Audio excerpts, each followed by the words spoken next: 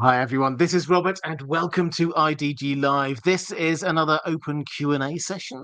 We will get back, I think, next week to some more deep dives, but there's been a lot going on and I know a lot of people have got questions that they want answering about a wide variety of things. So we'll do one more of these and then we'll get back to the deep dives next week.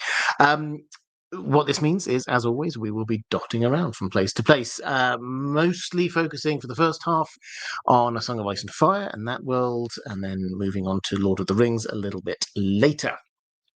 But let's get straight into it. Question from, I think I had a couple of questions actually in the chat before I came in. Let's start with Maura Lee. Great to see you, Maura. Saying, hi, Robert and Dan. I understand that House of the Dragon will be shown on HBO this June, and there will be 8 episodes. I'm guessing we will see more battles, etc. What are you most looking forward to watching this season? Yeah, so season 3 of House of the Dragon will happen in June of this year. It's been confirmed. Yes, it's 8 episodes. We will be getting, for those who missed all of the background to this, season 2 was supposed to be 10 episodes.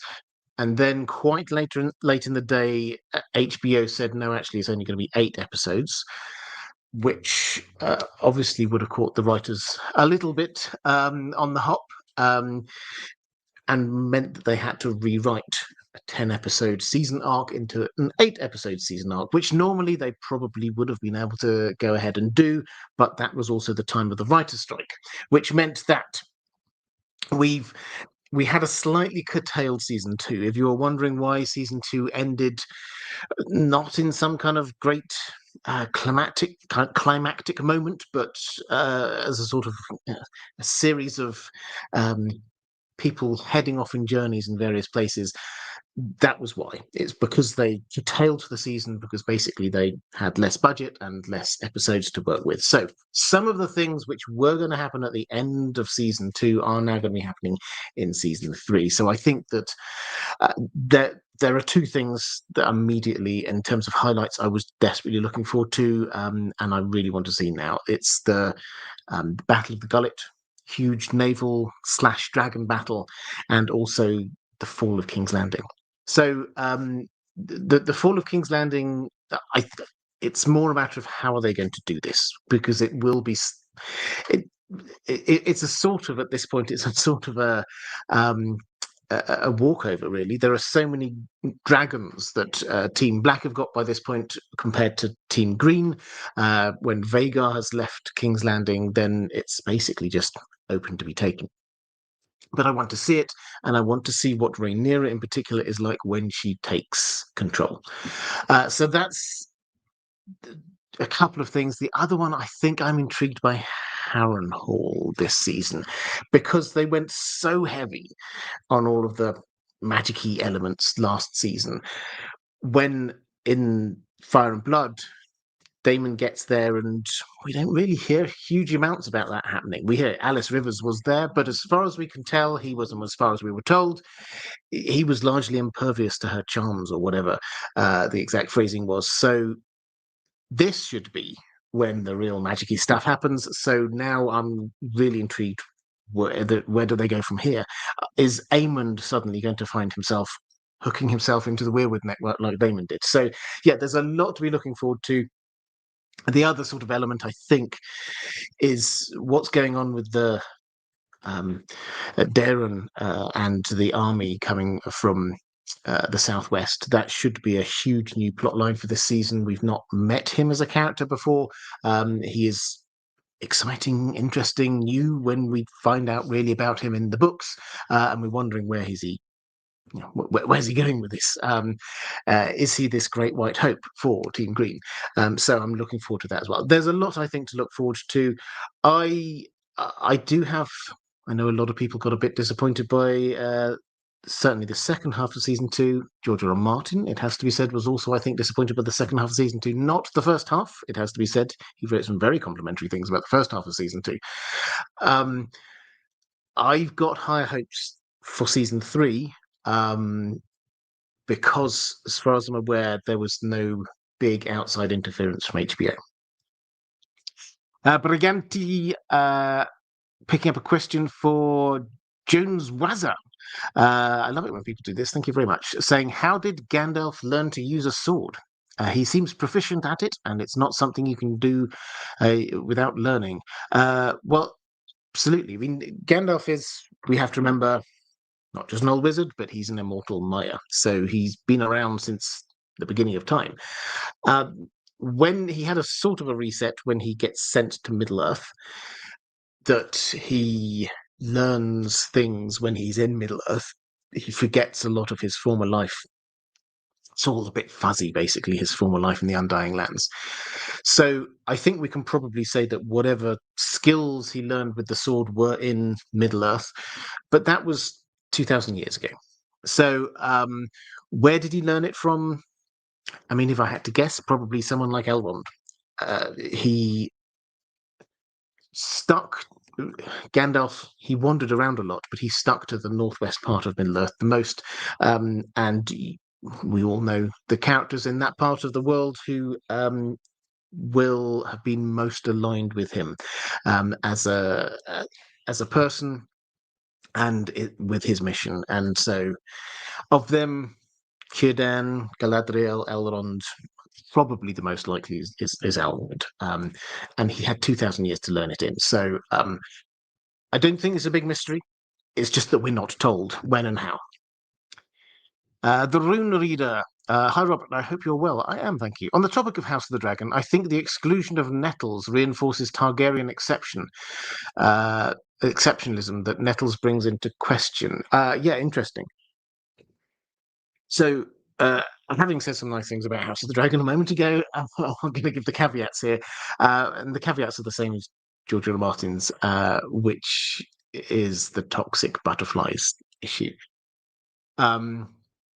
By toxic butterflies, this is a reference to a blog post, not a blog post, as he calls them, from a couple of years ago, I would say, when he's talking about House of the Dragon. He basically says you make some small changes early on in the plot lines, but that kind of through the butterfly effect expands out to be huge, bigger things much later on. And so that was one of his major concerns about House of the Dragon going forward. The Nettles situation, for those who've not read Fire and Blood, Nettles was one of the dragon seeds. She was the dragon seed who managed to bond with the dragon Sheepstealer. And she did this by bringing it sheep. Now, she did not look classically Targaryen. She was not known to be a Targaryen bastard. She seemed to have no familiar connection with the Targaryens. And that, therefore, led to all of these kind of questions about how, Targaryen exceptionalism, do you have to be linked to the Targaryens, or could it be some kind of very recessive gene that many, many generations ago somebody was a dragon rider? That does add in a certain degree of uncertainty to all of that. The way that they are almost certainly going in the show, they haven't 100% gone that way yet, but it seems very likely, is to swap out that. So they've got rid of Nettles, basically, and just so somebody with Targaryen blood is going to be riding the Sheepstealer. So that is disappointing. George R. R. Martin hasn't commented on that directly, but he has commented on the dragon's roaming point. Why on earth would a dragon be in the Vale of Arryn? In his mind, they shouldn't be. So yeah, I think there's a lot of things going on there. I think I understand why they've done it from the TV show perspective. I think what they're wanting is for this to turn into just as based purely on what was happening with Daemon in season 2, a chance for him to reconnect with his family and make those kind of, because he will be sent out, presumably, if they're sticking to the story, he will be sent out to investigate what's going on here. So that will give him a chance to reconnect with his daughter, basically. And I mean, I can understand it. It makes for a character arc for him. I don't think that's his character arc from Fire and Blood, but Fire and Blood does leave things open for interpretation. Richard Rich Cancro, saying, "Hello, Robert. I hope the weather is getting nice near you. It's not. It's horrible weather today, and you're not having the week of the full spring like we did around New York. It's not as bad. Sorry, I'm saying it's horrible today. It's not as bad as some parts of the world I read about. But it's been blowing a gale, and even now I can hear the wind tipping down, the rain tipping down and the wind blowing outside my windows. So yeah, it's not been that nice. But thank you very much. Phantom Earth, what do you think a Bolas smelled outside his door? This is the Lord of the Rings question. This is about the new Shadow, which was the unfinished sequel to The Lord of the Rings that Tolkien started writing 3 times, never got beyond, I think it was about 13 pages. I did a video on it if you're interested, because it's fascinating.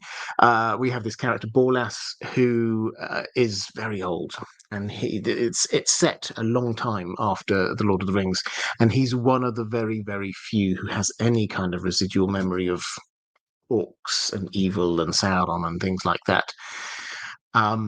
But the world is darkening around him. He can smell, I don't have the exact quote in front of me, but he remembers the smell of evil. And that's basically where Tolkien stopped the narrative. And he gave very erudite, as you would expect, very erudite reasons for why he didn't carry on writing that story. But the implication is that it was just, he could just sense evil was rising. Whether it was a specific threat, I don't know. I suspect it was connected with where he was potentially going that evening. Right, let's go to a question from A.D. Ross saying, "Greetings, Sir Robert. I hope you and Dan the dog are well." We are, thank you. Your video on Aerion Brightflame has got me thinking about the Targaryen dynasty and its strength throughout the 300 years or so from the conquest to Robert's Rebellion. For the first half of that, when the dragons still lived, the Targaryens were essentially unassailable within the Seven Kingdoms to anyone but themselves.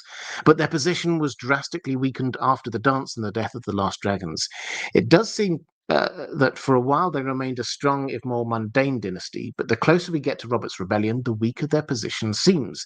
Do you think the Targaryens' days were already numbered in the time of Aerion, around the time of Duncan Egg, this is? Or does the rot set in later? Was it only Mad King Aerys who ended the Targaryen reign with instability, or do you think the writing was already on the wall? So can we point to a specific moment? I don't think we can point to a specific moment, but let me give you a broad rundown of the Targaryen strength and management or mismanagement of the Seven Kingdoms. So, very broadly, you're right. The first 150 years or so, they had dragons. As long as they had dragons, then nobody could really oppose them because they could just say, "Well, we'll just fly a dragon over there and burn you to a crisp." The threat was always there. After the Dance of the Dragons, then we get a period where the Targaryens are weak. They've just been largely destroyed by their own civil war. The king is underage. The land is being ruled by regents. They are there ripe for the picking, other than the fact that there are still a few live dragons, and there is one small live dragon in the family. Now, at that point, yes, they were ripe for overthrowing, but there was nobody really able to overthrow them. The North was going through a terrible winter. The North couldn't do a thing. About 3 of the other regions of the Seven Kingdoms, their rulers were similarly children because everybody got killed. The Riverlands had, as always is the case, been completely just destroyed. Its economic base had been absolutely wiped out. At this point, Dawn wasn't in the Seven Kingdoms, so there was no strength to oppose them. The Hightowers, who were one of the strongest families, they'd been obviously they'd been hugely reduced by what happened in the Dance of the Dragons. The Velaryons, who were one of the other hugely powerful families, so effectively an extended part of the Targaryen family at that point, they'd also they'd had their wealth taken away from them. Spicetown had been raided and destroyed. So there wasn't really much of an opposition. After we got through the Regency and those first few years, then you had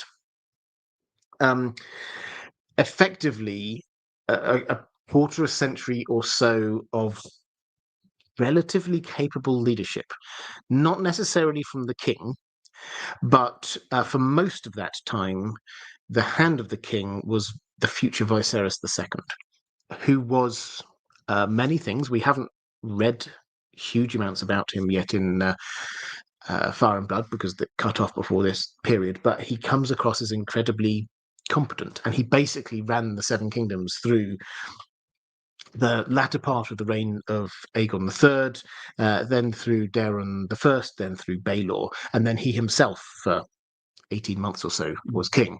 So that was relatively solid management of the Seven Kingdoms. If you're then looking for a turning point, corruption and bad things came in with Aegon IV.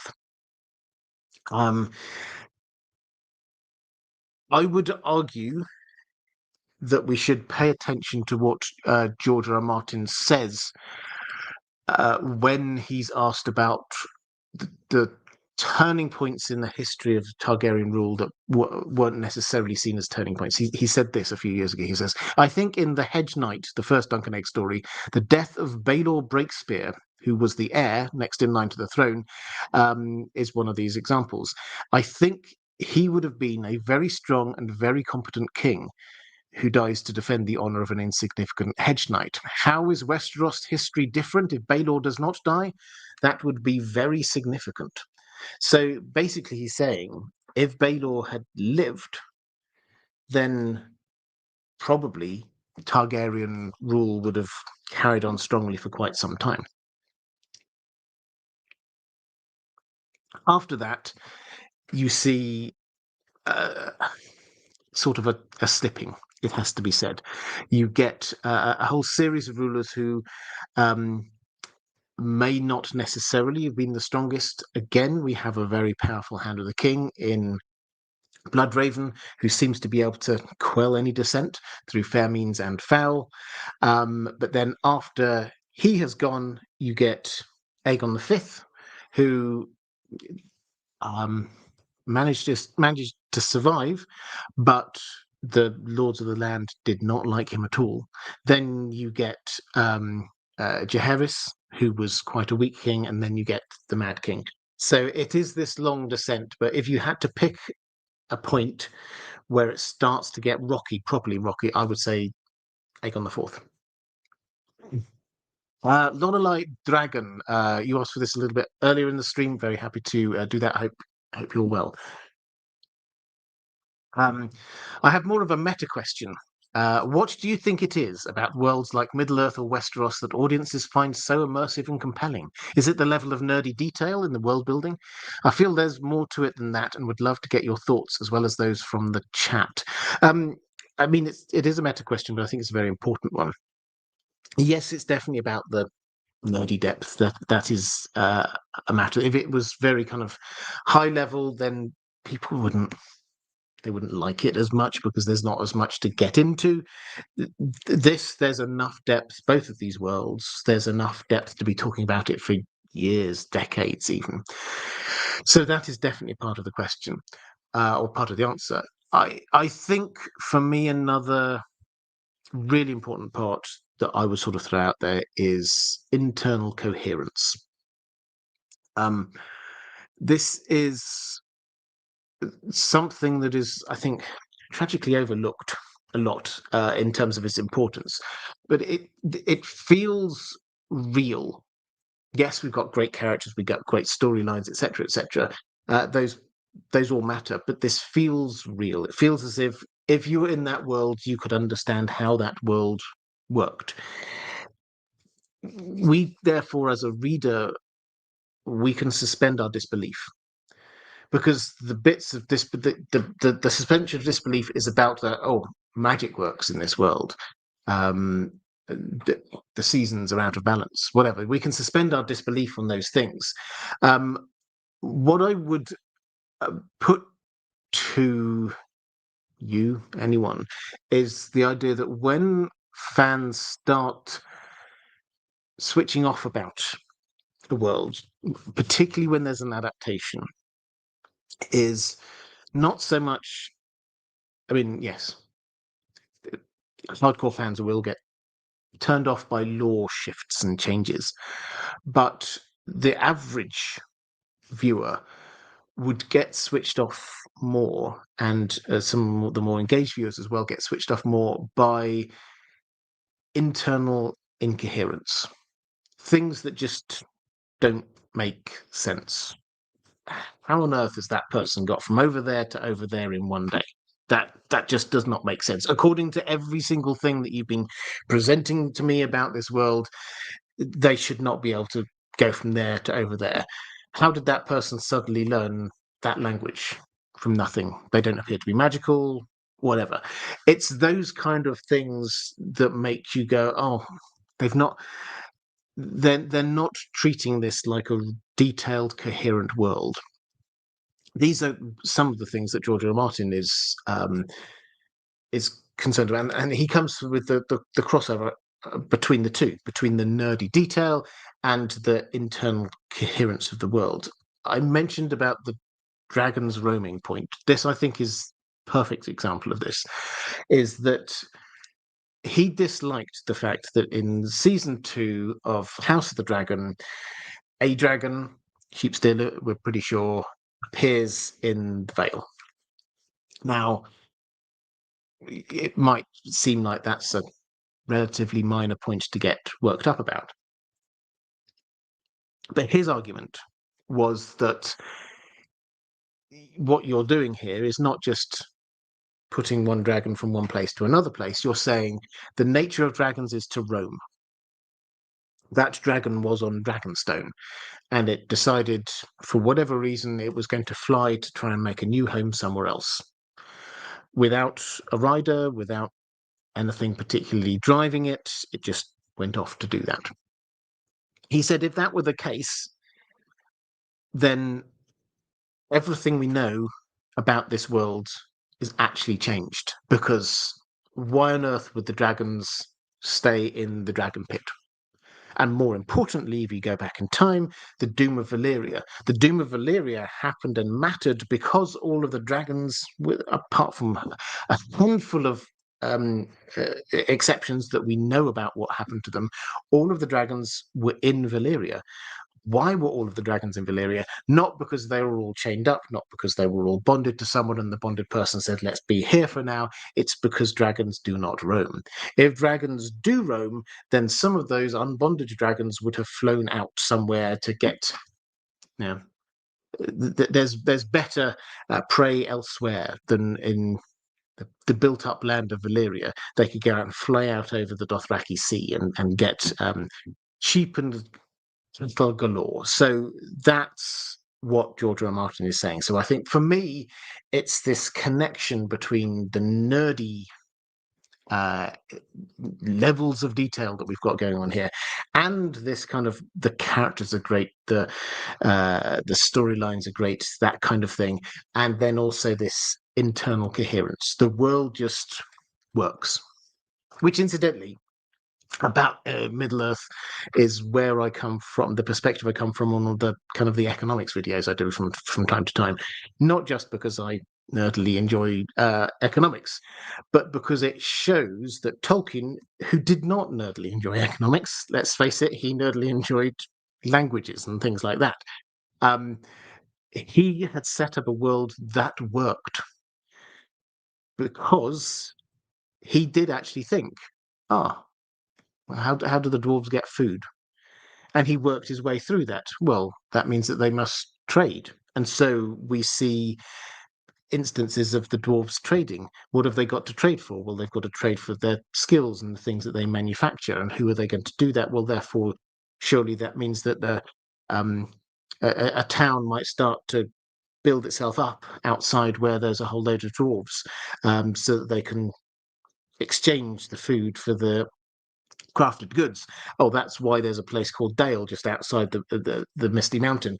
That's the level of detail that Tolkien, he would not in a million years think about that as the economics of Lord of the Rings, but it's the internal coherence of his world. The moment you start asking these questions, how does that actually happen? That's when you find out whether or not it feels real. Let's go to a question from James Boris. This is my America's Century mindset. But as a kid, I thought that all of the UK and Ireland must have had 4 or 5 months of snow and freezing winters. My surprise to learn as an adult that the States' winter is harsher. Yeah, well, my British-centric perspective, I imagine that the north gets all of the snow and then the south is boiling hot all summer, but that's probably just my perspective. Yeah, so the UK is a lot smaller than the US, but still, if you go to the north of Scotland, then yeah, they get a lot more snow than in the south of England.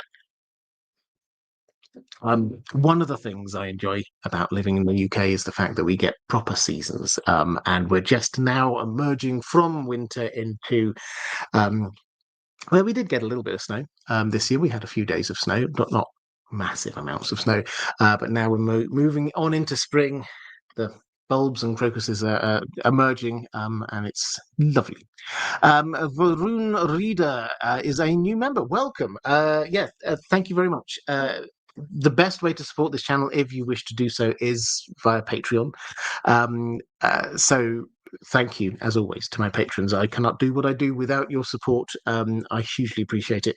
That's why I frame these live streams around your questions.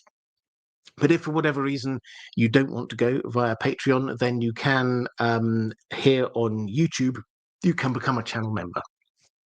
And I'm hugely appreciative of channel members too. I'm going to try and experiment, because this is also, hello, by the way, if you're watching on Facebook. We've just been doing this the last few weeks, trying to do this live on Facebook and also X as well. Hello, if you're watching this on X. I'm exploring ways to do similar stuff over there as well, but when I get time. Mara Lee, hello again. I understand that there will be a play this summer, Game of Thrones: The Mad King, put on by the Royal Shakespeare Company. What can you tell us about this production, and do you have any plans to see it? Do I have any plans to see it? Oh, yes. Not much could stop me, I can tell you. What can you tell us about the production? I've got some other questions about this, so let me answer a bit of this now. What we've been told, this is, and it's gone through a couple of different names, but we've ended up with Game of Thrones: The Mad King. In terms of where it is going to be and when and things like that, then it is going to be starting its run in Stratford-upon-Avon in central England, which is Shakespeare's birthplace, beautiful place, and it's got the Royal Shakespeare Theatre there, which is a wonderful theatre. And the Royal Shakespeare Company, who are based there, are as good as you would imagine that the Royal Shakespeare Company would be. They are producing this. So that's where we're starting. This will be this summer. It will be a relatively, or a time-limited run, let's put it that way, in the Royal Shakespeare Theatre. My nerdy attention to detail on this has meant that I've had a look to see through all of their slots. They have got they've actually bumped. Fun fact: there was due to the Royal Shakespeare Theatre was due to be doing a double header with Kenneth Branagh and Helen Hunt doing The Cherry Orchard, which is very exciting. But they've shifted that to another theatre, and then they've got a period from the 1st of July up to late September, which is basically kept free. They haven't 100% confirmed that that's when it's going to be, but that's the slot that's free in the summer.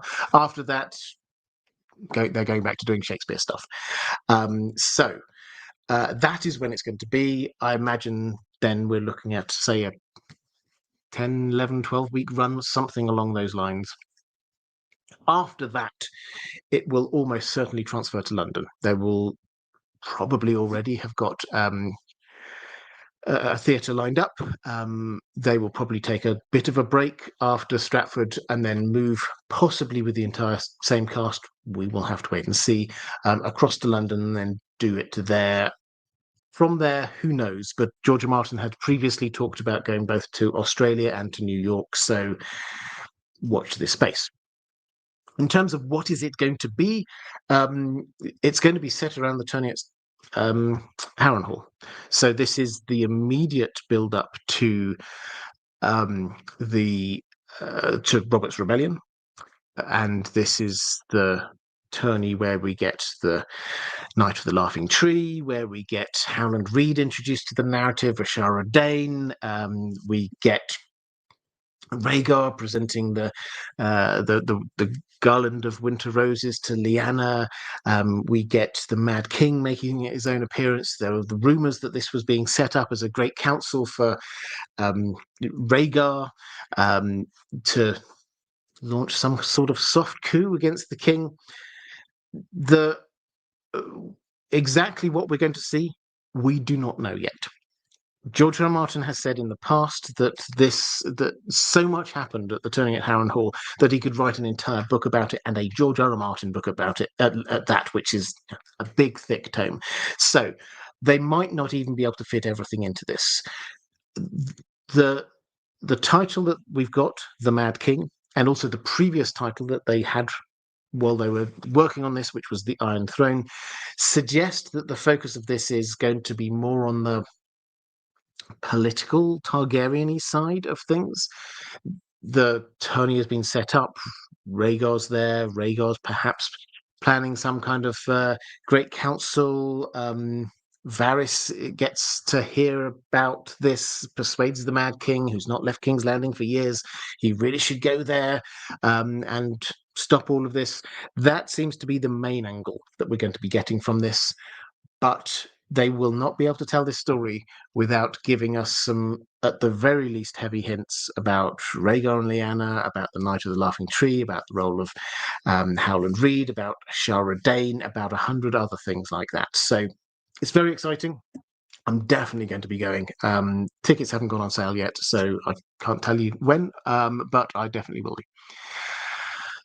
Kaius Ballerina, picking up a question for Dettles. A question about, thank you very much. A question about the maesters. Are there any maesters in Essos? Yes, almost certainly. The maesters, in order to be a maester, they have sort of a monopoly of this from the Citadel. You get to be a maester by getting your training, getting your links in your chain from the maesters. Basically, you get a link in your chain by studying under an archmaester in one of their different areas of speciality. When you're good enough, then the maester grants you a link in your chain. And when you've got enough links, then you can put this link around your neck, and that becomes your maester's chain. And then you can be doing, you have to go through this ceremony in order to become a maester.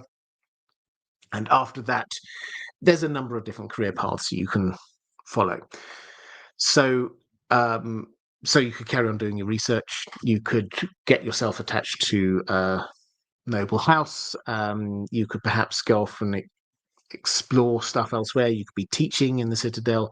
A lot of people went and got just a few links, learned the stuff they wanted to learn, and then went away. Some of them used that as a chance to go into certain careers, like scribes and things like that. All of which is to say that the base for the maesters and what makes somebody a maester means that they have completed their studies at the Citadel. Now, once that's happened, then the maesters, they're not 100% in control of what happens. Maesters, it appears, can sort of head off and do their own thing. Yes, they can basically be struck off by the Citadel and said, this person is no longer a maester. That's what happened with Qyburn, but generally speaking, once you're a maester, you're a maester. So, are there any in Essos? Not as there's no citadel equivalent in Essos, but we read of plenty of maesters who go there. So at the very end of the story, we've got Maester Marwyn, Archmaester Marwyn, is heading off to Essos. He had been in Essos before. He was in Ashai for a time. We know of maesters who went to lots of different of the free cities. They went to Old Valyria before the Doom. And of course, we've got Helden Halfmaester, who is a key part of young Griff's entourage. So, yes, there are maesters out there, but they all come from the Citadel. Robert Messersmith, do you know how big the Iron Isles are? How much land they take up? And is there a mechanism for Ironborn wearing Night's Watch vows before the drowned god? Or swearing, sorry. Mistype, I suspect there. How big the Iron Isles are, I mean, I don't know the number exactly off the top of my head. They are, by geographical land area, the smallest, easily the smallest of the Seven Kingdoms, Nine Realms, whatever you wish to call them. So they're not huge, but don't think of them as just being small islands. There are some small islands, but like Great Wick is actually quite big. I could dig out the exact numbers, but that's the kind of thing someone in the chat might be able to do that. If you've got, I suspect a Google would be able to tell you sort of a square mileage or something like that. Is there a mechanism for Ironborn swearing Night's Watch vows before the drowned god? Probably. There are some Iron Islanders. So Cotter Pike comes from Pike, which is in the Iron Islands. Now, he's a member of the Night's Watch. Presumably, he swore to whatever of his own gods he wished to do. Perhaps he did it before the Seven. Perhaps he decided to do it before the Drowned God. So yes, we have Iron Islanders there. They certainly allow people to swear before the god that they choose. So yeah, I imagine there is. It's just not used all that much. Swindle, counterfactual. Baelor does not die during the trial of Seven, but history is largely unchanged because he dies a few months later from the spring sickness. Yeah, so for those who, when we talk about the Great Spring Sickness, is this just like another random thing? No, this is huge. This happened after, if you watched A Night of the Seven Kingdoms and you see Duncan Egg happily riding off and Maker and Sons slightly less happily riding off, and the impression you get there, which is exactly the impression of what should have been going on, is that everybody's just thinking, well, life's just going to carry on from this point. It doesn't. Within months, later that very same year, the plague hits, basically. It's called the Great Spring Sickness. And it hits the Targaryens as hard as it hits anyone else. Huge numbers of people die across the Seven Kingdoms. Within the royal family, the king dies, King Daeron dies, as do Baelor's two sons. So we saw one of them in the show, Valar, who's the new heir. He dies, and his younger brother Mataris also dies. And so suddenly you get the next in line, Eris, who was not expecting to inherit at all, suddenly finds himself king. And that completely shifts the dynamic of what's going on in the Seven Kingdoms. So, yeah, as a thought experiment, would this make much difference? I suspect not, other than the whole thing with Dunk and his pondering about his foot. Stephanie Lash, hi Robert. In the minority, I was happy with Bran becoming a king, or becoming the king in Game of Thrones. It does seem to fit with George's worldview. In the book, however, it feels problematic as Bran is so much younger and has less authority. Thoughts? Yeah. So the question occurred to me. I think a lot more recently than I probably care to admit, um, is that yes, we all, as a community, as the a Song of Ice and Fire community, I think we all went through the same process as everyone else. When on the TV show Bran becomes king, and then we slowly started to realise, oh, this one was actually from George, wasn't it? And we all kind of went through this kind of period of trying to understand how much this might operate. And I went through it. I know Aziz, friend of the channel, went through an entire reread with an eye to do do we get foreshadowing of Bran being king here? And his sort of answer there was, yeah, more than we thought. It's not overpowering, but if you're looking for it, it is there. The thought that I had, as I say, a lot more recently than I'd care to admit, is yes, he's still going to be very young. When he becomes king, he's going to be maybe 10. Does this mean that there needs to be a regent? Because we can be talking about King Bran for all we want. He's not on the TV show. I don't even know how old the actor was at that point, but he wasn't 10. I can tell you that. So we should probably be looking for a regent as well as just Bran being king. Um, so, uh, does it make less sense? I mean, in terms of his authority, I think the authority has to come from the regent. So, who are you going to make the regent? It would have to be a strong character in some sense. Um, my sort of political reading remains the same, which is that he sort of does kind of make sense, as in who's going to be in political control at the end of all of this. The Targaryen, if it goes roughly as we expect, the Targaryens know the Dornish. They probably stayed out of it most of the way, but they in the books, they will have bought in on the side of young Griff, and that probably means that they're not going to be politically powerful in the aftermath of all of this.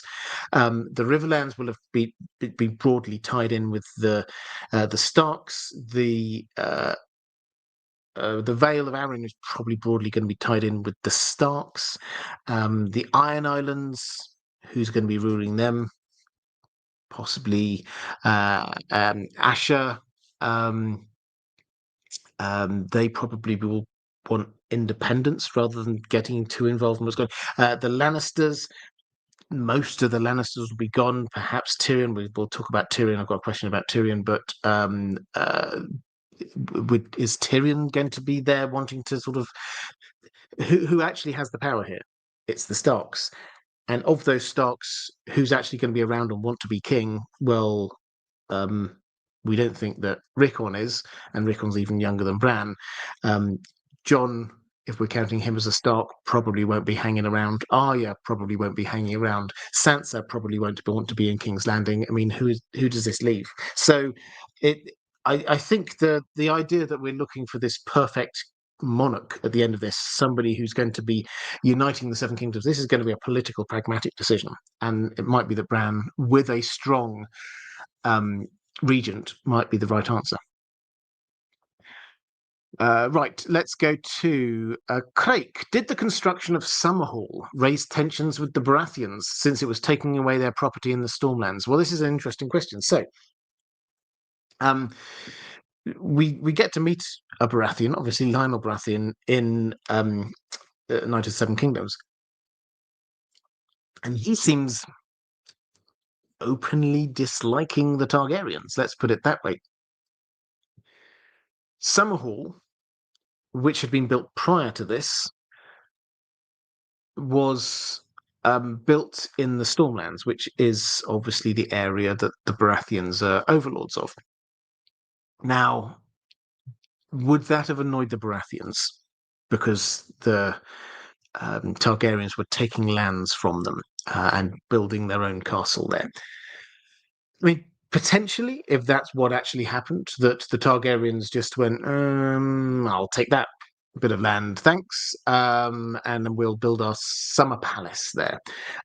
Potentially that might annoy them, but we don't have any confirmation of this, but my best guess on what's going on there is this is the land that once belonged to House Toyne. Now, Terence Toyne was a member of the Kingsguard who, depending on which account you're wanting to read, fell in love with Bethany Bracken, who was the mistress of King Aegon IV.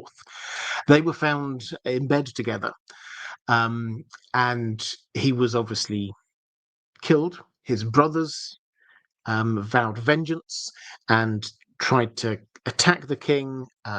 They were killed by Aemon the Dragon Knight, although Aemon the Dragon Knight died in the defense of his king.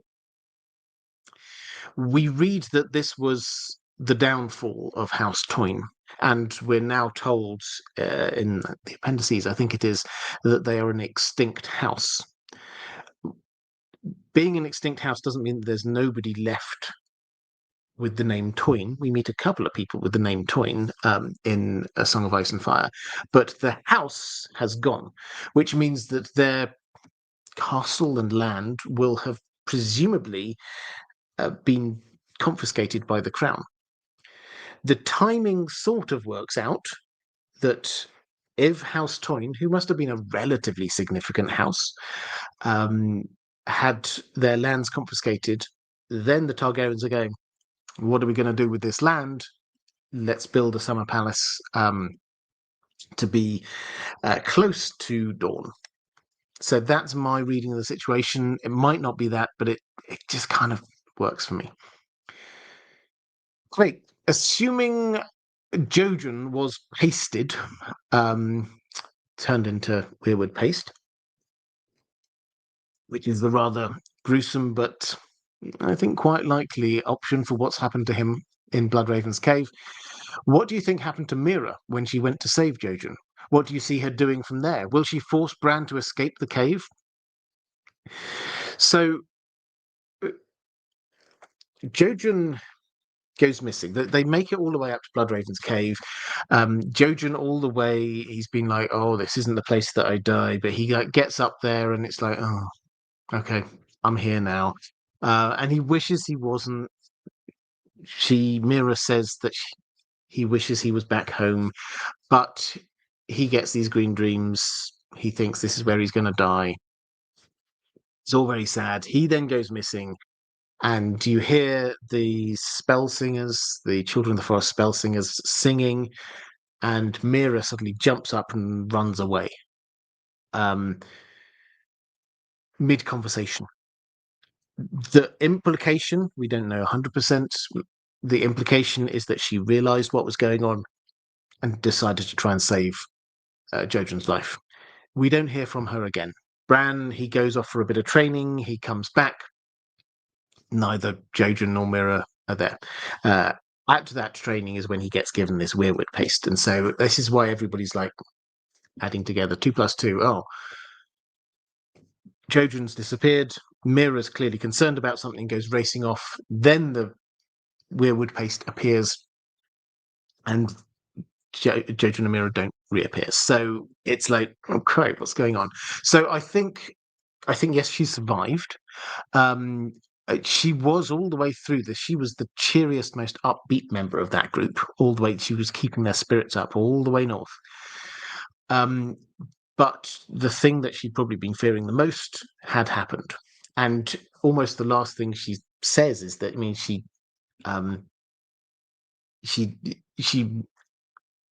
wonders why they even went there, Bloodraven's cave. Like, what good is this doing them being up there? I think what that means is that, I mean, it could mean that she tries to take Bran out, and head down south. Perhaps the whole others and whites attacking, perhaps that thing doesn't happen. But we do know that the Hodor hold the door moment happens, so I don't know. My best guess is that she does reappear at some point, but she's now desperate to leave. And the moment that it appears that the defenses are down, perhaps Bran does something, perhaps she does something. When the defenses are down, she takes him out as a matter of priority. So I don't think this is going to change the narrative of what's going to happen, but I think it just makes her very keen to leave as soon as she possibly can. Next from NJ. Greetings, Robert. What is your favourite minor character quote or moment? For me, it's when Old Nan tells Bran, I know a story about a boy who hated stories. It perfectly fits the moment and the character, and it's very funny. Yeah, it's a good moment. I quite like a lot of Old Nan moments, I have to say.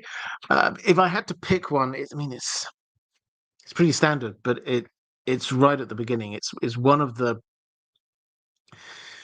moments that it sums up a lot of what the book's going to be. Is you get the Waymar voice moment when he sees the others are suddenly appear, and then it's just like, dance with me there. That you get this character who he's doomed, absolutely doomed, but he's showing bravery in that moment, and he's saying it in a really poetic way, which is evocative of the overall story, A Song of Ice and Fire. If you want at some point to do a fun little run through the story, pick out the times when George R. R. Martin uses language that is evocative of dance or music or song. And those are often some of the most important moments in the narrative of what is going on. And here we have the starting point about this. We have Dance With Me. The appearance of the others, which is the starting point for so much of this narrative going forward. So I love it. It's a really cool moment, and the fact that we could just kind of like see it from the top of a tree and somebody just cowering in fear. It's I think it's wonderful. Let's go to Taylor Jones. Hello, Robert. What would you say is the most popular theory you disagree with? On the flip side, what is a theory hill you're willing to die on that you think most people disagree with you about? Also, it is 100% definitely totally confirmed that the Beesbury's skin change into a queen bee upon death to live their second lives. I don't make the rules. Well, I love that idea. And I will leave it just there. As for something I disagree with that most people believe, I don't know if there's anything that most people in the fandom believe that I don't agree with. I can probably pick out the thing I've had the most pushback on was my confident assertion that Dany was raised in Bravos, and the house with the red door and the lemon tree outside is in the gardens of the Sea Lord's Palace. There are a lot of people who have got very strong view that no, that's not right. Actually, she was raised in. People seem to have different ideas, but perhaps in Dawn. So that I would say is the thing that I was most surprised by, the amount of people who sort of pushed back on. As for a theory hill I would die on, I genuinely wouldn't die on any theory hill. I say this in different ways a lot of the time. but I think it's really important is that um, I I I think I come to ideas about where I think the story is going. The moment we get more information, if that disproves what I think, I will be very happy to change my mind on it. I'm not going to be there, um, sort of on dying on a hill over a theory. I'm not going to be crying over it. Uh, so, as an example, I think we're going to get so much from this stage play. It's that there are so many things that we have to, at the very, very least, get very, very strong hints on. And one of those things is going to be Howland and Ashara. Now, I've been very upfront for a very long time. I think Howland and Ashara got together at Harrenhal.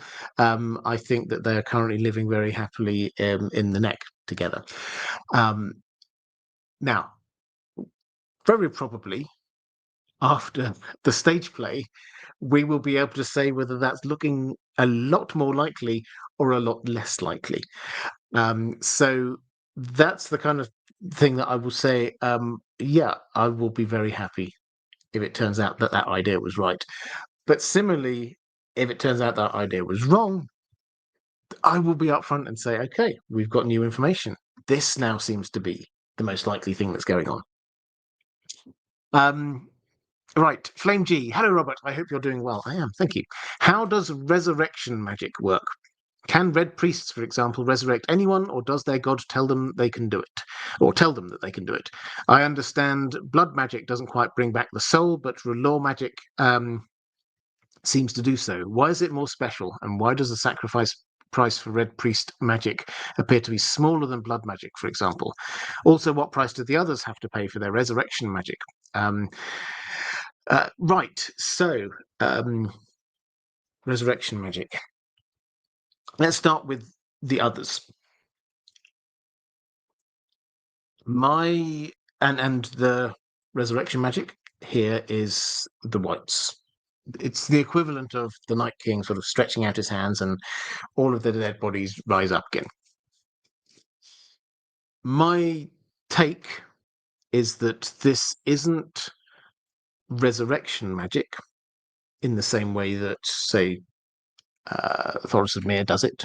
Uh, this is animation of corpses, and this is skin changing dead things. Now, Bran, Green Seers, skin changers, they can go into a living being and take control of it and move around as that living being. The others, I think, can do the same sort of thing, but with dead things. Not just dead humans, but also dead other animals, giant ice spiders, whatever. So that, I think, is what is going on there. The skin changing magic does not require a sacrifice. This is just how some people are magical in that way, in the same way that dragons are magical beings and can produce bursts of hugely hot flame. That's just what they can do. Skin changers can naturally um, uh, move into the skin of an animal. The others can magically animate those dead bodies. So I think that is that kind of category of things. When it comes to law, we really only have one example, two, if you stretch it a little bit, which is Thoros of Myr and Beric Dondarrion. Now, Thoros of Myr resurrected Beric Dondarrion several times. The first one I have gone on record as saying this is an anomaly because there is no intentionality about this. There is no immediate cost associated with it. So how does that happen? That seems to go away from most of George Martin's way of doing this kind of magic. I would say that this is in line with the way that he likes us to always be on the back foot with magic and not entirely understand how it is. But I would argue that the cost there is losing a bit of the subject. So each time we're told, each time Beric comes back, he loses a bit of himself. He forgets what his lover looked like and her name. He forgets what memories of his youth, things like that. He loses a part of himself. And that is the cost of what there is. The sort of the second related bit to that is when he resurrects Catelyn Stark, Lady Stoneheart. And the price for that was his own life. He basically was passing on his life essence to her. Now, at the moment, Melisandre hasn't actually brought anyone back. On the TV show, obviously, there was Jon Snow. I suspect that that's going to work slightly differently in the books, but she hasn't. So, in terms of sort of how resurrection magic works, the other kind of example we have is Qyburn, who brought back the zombie mountain. How is that? Well, we kind of see that as a science white kind of idea. Basically, he's figured out how this works and he's doing it. And again, the cost, I suppose, would be the life of the zombie mountain. Okay, let's go to a couple of questions in the chat. Maura Lee. Thank you again, Maura. Saying, what are your plans for the Well-Told Tale this year? What great stories do we have to look forward to? Yeah, thank you for asking. So I've sort of taken a little bit of a pause on that. For those who don't know, I've got an audio narration channel called The Well-Told Tale, which is a bit of a passion project. And what we've got coming up on that this year, I've not stopped doing it. I just took a little bit of a pause for a few weeks. We will be back with a re-recording of Frankenstein. The old recording was not a great quality. I've got improved audio, so not necessarily on these live streams, but they work for recording them. But that is going to be over the next few weeks. After that, we've got a few more short stories coming. I'm wondering, I've got a few sort of ideas. I thought I might do something, another sort of a Victorian or earlier than Victorian Gothic horrors. Wondering maybe like a Wilkie Collins, maybe even Wuthering Heights, as the film was out quite recently. I will come back, as I always do, Conan. There's always more Conan to do. There's always more H.P. Lovecraft to do. I'm sure I'll find another H.G. Wells out there somewhere, and I'm always open to suggestions from people. So yeah, we've got a lot. I haven't yet worked out the entire slate for the year, but I've got a lot of ideas going of stories that we can do. Pious Ballerina, picking up a question from Tommy of Fen. Thank you. Do Firewights have flowing blood? Mel is warm too, but she doesn't eat or anything. She seems not to be alive, as we understand it. Yeah, so I did a whole video on whether she is herself a Firewhite. There's a lot of very suspicious stuff going on with her. It has to be said, she doesn't sleep, she doesn't eat. She says that she gets her power, her nourishment from her god, not from any food or anything like that. She appears to be very, very old, and she seems to have black blood, which is a thing that we're told that the sort of the undead here have. So there are a lot of hints that that is the case. Please do go and check out that video if you're interesting. Do they have flowing blood? I think the answer is probably no, but this is magical. So I sort of pause because we don't really have the the answers on this. The clear implication is that when you are part of like the undead, then your blood congeals and goes to your hands, and things like that, and it turns black. Whether Melisandre might be a different case in this, it's entirely possible. I the thing that I do wonder is that as shocking as many people found it, when Melisandre on the TV show, she took off the necklace and we saw her true image. I, I do wonder if we if she does the equivalent of taking off a necklace on the TV show and we see her true image, it would be even more horrific than just an old person. So it's not just like, oh, you're not the pretty young woman I thought you were. It's like, whoa, you look like somebody who's been dead for 300 years.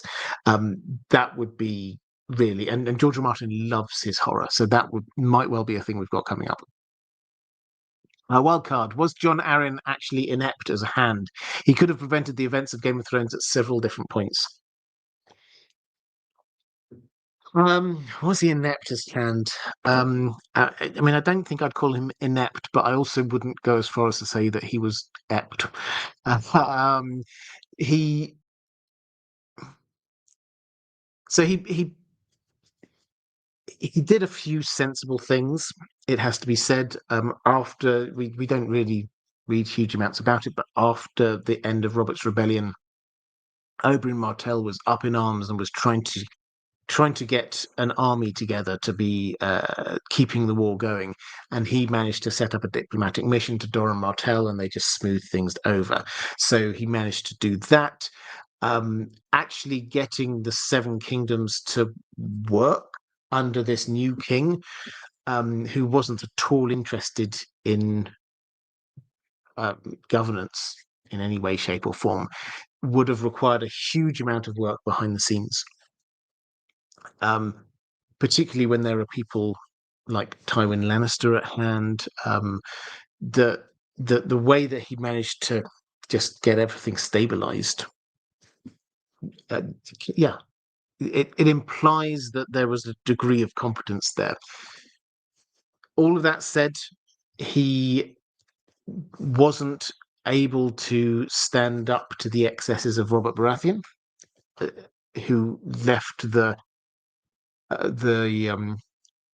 kingdom in huge amounts of debt, and he allowed people like Littlefinger to be gaining huge amounts of extra control. Um, I would probably place him not as one of the most capable and competent of the Hands of the King, but also nowhere near the bottom. He didn't, while he was alive, things did carry on.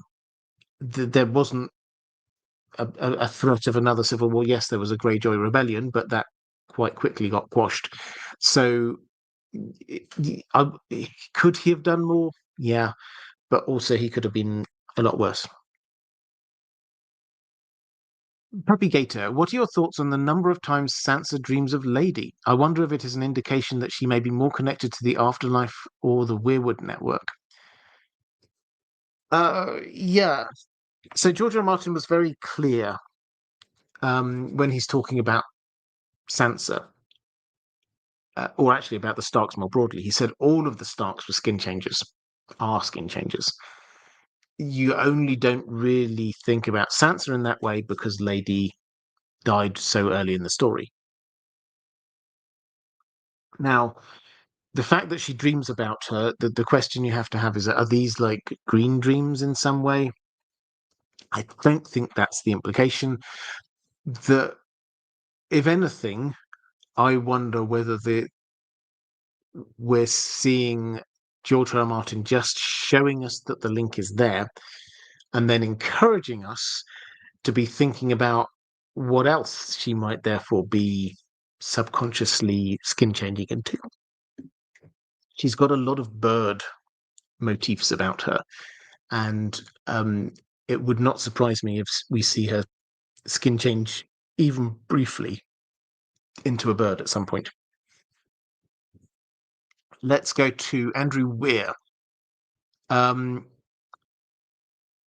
And who said, "Hello, Robert. Obvious as it is in hindsight, it was only during your last stream when you mentioned the children that Bran saw merging with the Weirwood network that it dawned on me that George R. R. Martin has shown us a version of this in A Song for Lyre, with the people merging into the Grishka. It's not uncommon for George to repurpose elements from one of his stories in another, usually with a new twist. But I'm wondering if there's anything we speculating fans can latch onto from this connection to churn out new theories or reevaluate old ones." So, yeah, for those who don't know, this is A Song for Lyre, which is a science fiction novella that George R. R. Martin wrote. I think it won the Hugo for best novella. It's this was obviously well before A Song of Ice and Fire. This is one of the things that put him on the map as one of the best science fiction and fantasy writers out there.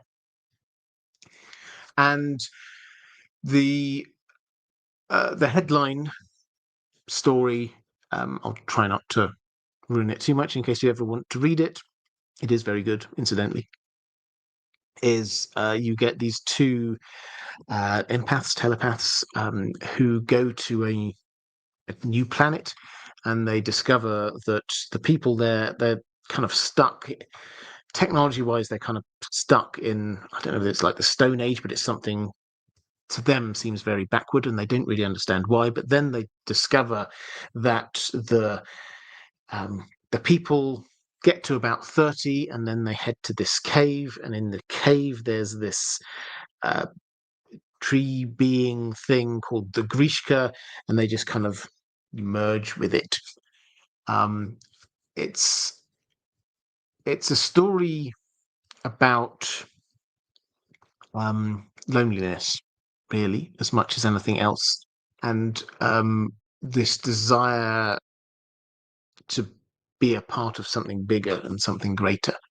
So those are the kinds of the themes that are going on here. George R. R. Martin has said it was inspired by his first love, I think, which makes it sound quite sad. The story of loneliness is a story about your first love, but the links across. It's hard to miss. The two main characters are called Rob, with a capital B, Robb, and Lyanna. And then we've got people going to a cave, to this tree kind of creature, and then just sort of merging and becoming a part of it. So people obviously have said there are links here, and yeah, it would be stupid to pretend there aren't.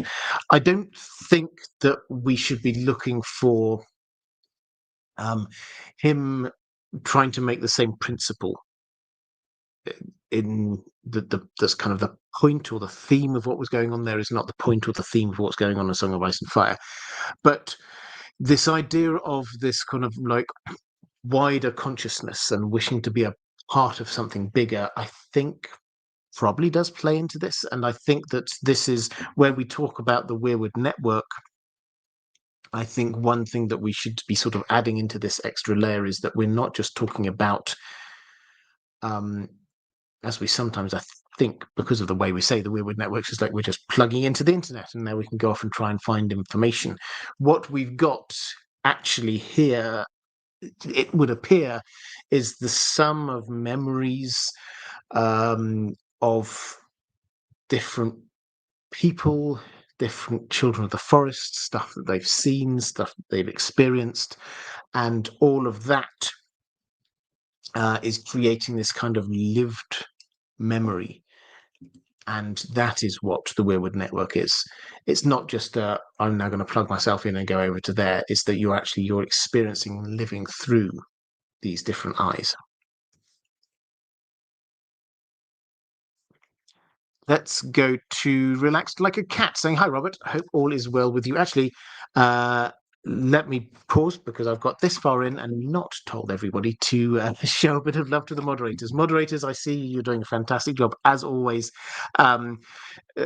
If you're here watching this live in the chat, the reason why the chat is such a fantastic place, affirming, keeping all of the bots out. It's because the moderators do a wonderful job, providing links to stuff that you might be interested in, providing witty and intelligent commentary and thoughts as we go along as well. So if you are there in the chat, could you just show them a little bit of love? They absolutely deserve it. They do a fantastic job. Thank you, moderators. Anyway, relax like a cat. Do you think that the ending of A Dream of Spring will explain the ending of the television series by filling in the gaps or move away from it? Also, if time, do you think that Harry the Heir and Sansa in the books will enact the television series relationship between Ramsay and Sansa? Well, on that second point, will Sansa and Harry the Heir echo Ramsay and Sansa? They're completely different things.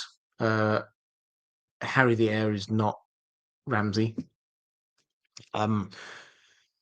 There are obviously echoes in that this is a match set up by Littlefinger, and there are opportunities here for Sansa to be learning and growing in her own journey. But because Ramsay is not, or Harry is not Ramsay, I don't think we're going to get the same abusive elements going on here. And that relation, the Ramsay Sansa one in the TV show has been taken over. Is sort of covering the Ramsay Jane Poole relationship in the books. So it's not the same. They're completely different. But yeah, there are some echoes.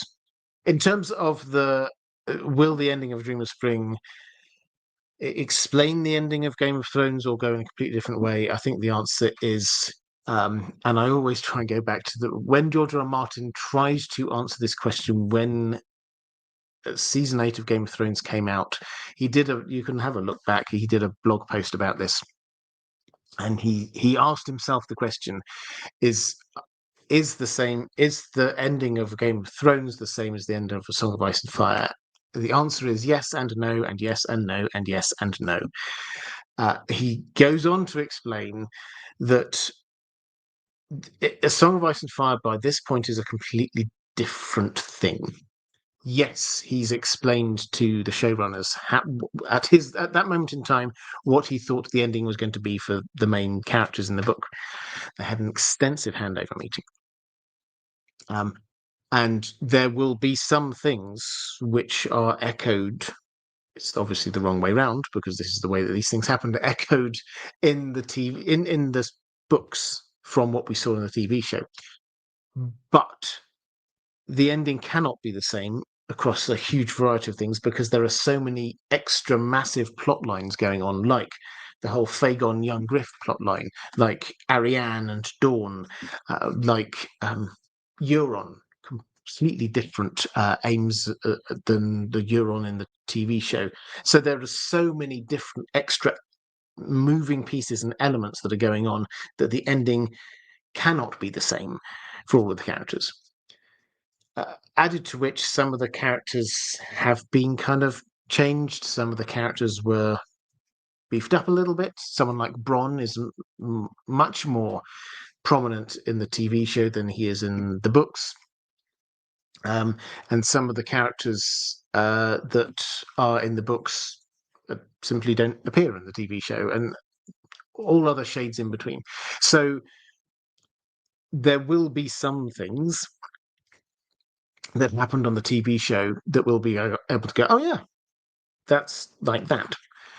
But most of the time, either the context will be completely different, or the build-up will be completely different, or there will be elements of it that will be different. To take one example, Jaime and Cersei. I don't know if this is the case, but I can absolutely believe that George R. R. Martin can write a character arc for Jaime that takes him up to be closer to Brienne and becoming his own person, and yet at the last minute shift and revert back and go back to Cersei, and then for the two of them to die together. He's a good enough writer to write that. That we should not assume that he's on this kind of redemption arc to just becoming a better and better and better person. George R. R. Martin can write that. Now, does that mean that we're going to see Jaime arrive back, sneak into King's Landing while the Red Keep is crumbling around him, see Cersei fight with Euron, see Cersei, and then the two of them die in falling masonry? No, it doesn't mean that. But it does mean that we should pay attention to the fact that there has been both Jaime and Cersei say with conviction that they will die together. They came into this world together, they will leave this world together. And that seems like strong foreshadowing that they probably will. But the manner of that happening might be completely different. The speed at which they get there is not going to be a speed run thing. In the way on the TV show, it's like Jaime and Cersei get together. 3 scenes of Jaime and Brienne, 3 scenes. They get together, one scene when they are together, and one scene when he's leaving her. That how can we supposed to feel something with that short amount of time? And how is Jaime supposed to have gone through this kind of thought process in that amount of time? So, will it fill in some gaps? Yes. Will it tell completely new things? Yes. Is it almost certainly going to be better? Yes, in my view. Question from James Boris saying, could you talk about the significance of Marwyn being able to understand the Sam the Slayer reference to the upcoming potential of glass candles? I have a sneaking suspicion. Leighton has one too. What is the importance? So glass candles is a thing that is, I think you're right. I think it's underestimated, the importance of the glass candles in A Song of Ice and Fire. I just had this thought, I should do a video about doing glass candles. I'll forget that, but I really should. Glass candles are very important because they're game changers. I say they're game changers because they allow people to see stuff from a long way away. So in this world that we had, I talked earlier about internal coherence. One of the internal coherence things about this world is that people don't know what's going on elsewhere. They've not got the foggiest idea. This is if you read through it and thinking, well, would this person have done this if they knew what was going on somewhere else? Cersei's not got the foggiest idea. Where's Jaime? She's spending half a book wondering where Jaime's got to. Why is Jaime not replying to my letters, etc., etc. If she could know what was going on with him, that would make for a very different narrative. And that's just a very minor point. You get Marwyn, who tracks Sam, it would appear, in the boat, and Maester Aemon in the boat all the way down to Old Town. Send someone out to get him when he arrives. Glass candles allow you to see things over great distances, and that means that all of the, or a large number of these misunderstandings are going to start to get ironed out as we're starting to move closer together. And if you get some characters who can have glass candles, they might well therefore be able to, we don't know exactly how they work yet, we don't know all the details, they may actually start to be able to do two-way communication with each other. The High Tower, if the High Tower's got one at the top, they might be able to see what's going on at the wall, they might be able to see what's happening with out to sea with Euron. That might affect how they do their defences of Old Town when the time comes. We might get Quaithe, who can be keeping an eye on what Dany's doing from afar. So many of these different elements. Yeah, they're important. I don't think yet we know enough about the importance. in particular, who has them and what are they going to use them for? Because the only significant character we know is definitely using one at the moment has been Marwyn the Mage, but we know there's others out there. The Citadel definitely has them. The High Towers almost certainly do. There's definitely some over in Essos. So there's they are going to be very important. Lord Medici, any knight can make another knight, but can ever a non-knight make a knight? In the show, Bronn claims to have been knighted by Joffrey, but as far as I'm aware, Joffrey, despite being king, was not himself a knight. Could he knight Bronn? Is this a deviation from book canon?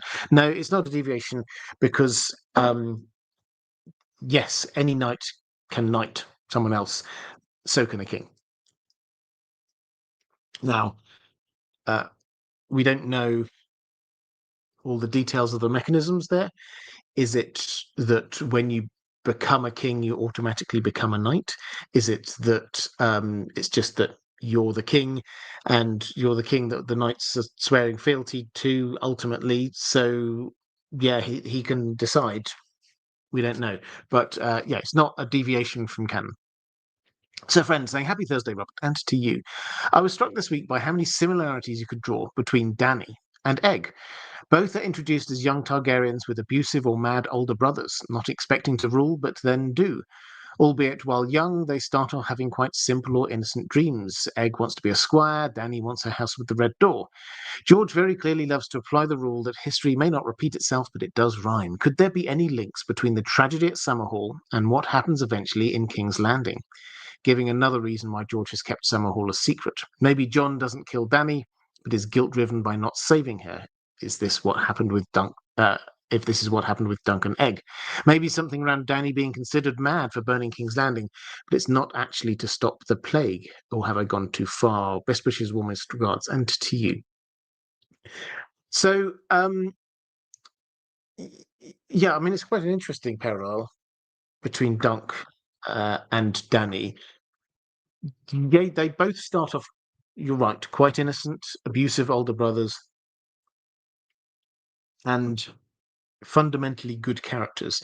And both of them, we don't know, but the concern is that they might go mad in some way. And that's not just because of what we saw in the TV show in either respect, although those are clues. But by how people react around them and what they see in them. So, and incidentally, in case you missed it, just because it was in the middle of the joke about the 7 or 9 kingdoms thing, Dunk does actually say, "Are you mad?" And Egg is like, "Is that relevant?" Even he is like, yeah, open to this possibility. So, could there? I think the sort of the stronger point here is could there be links between Summerhall and King's Landing? And again, I think yes, there are possibly some in that, but perhaps there are even stronger links between Summerhall and King's Landing with what the Mad King wanted to do, because Summerhall was Egg, as far as we can tell. We will get more on this, I'm sure, in time. Egg wanting to hatch dragon eggs and wanting to do that using some controlled fire in some way and using wildfire. And he, through that, kind of killed himself and others, and Rhaegar was born through it. Now, what echoes do we have there for the Mad King? Well, we read that he was wanting to burn down King's Landing because he thought that he could be reborn through it as a dragon. He was wanting to hatch dragons by burning things and using wildfire. So those are the kind of the echoes. Dany, it feels, I did a whole video about this if you're interested. Dany, it feels more likely that hers is an accidental burning of, if she does burn King's Landing, it's an accidental burning of King's Landing. We're told so many times about the wildfire caches in King's Landing, and the fact that we don't know where they all are. Tyrion, when he's coming up with his little wildfire plot, he's genuinely concerned. His biggest concern is that one of the um, uh, one of the flames will just sort of like reach up and sort of get into the city, and it would accidentally light up some wildfire cache that he had no idea was there, and the whole city could blow up. He's genuinely concerned about that.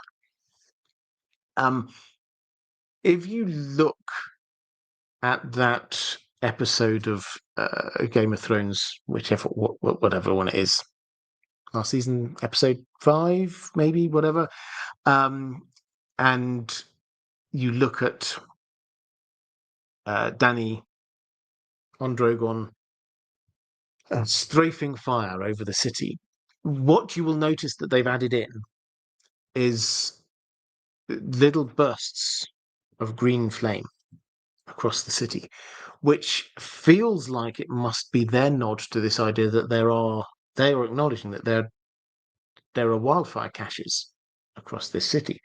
It's not a thing that they talked about before, really. That there are some callbacks to many seasons ago, but nobody would really remember them.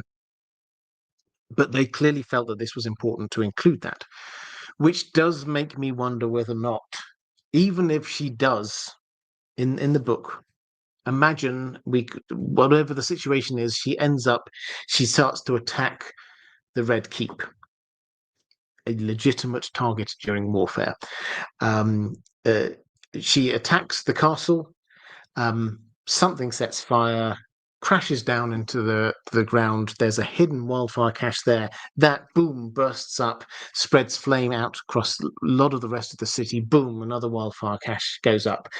That could be entirely accidental, but still be burning down the city. So that's a possibility that we've got going on there. So I like this idea about this kind of like links between Egg and Dany. I think that the link between Summerhall and King's Landing is more with the Mad King. I think that the Dany thing is more likely to be an accidental doing that than anything else.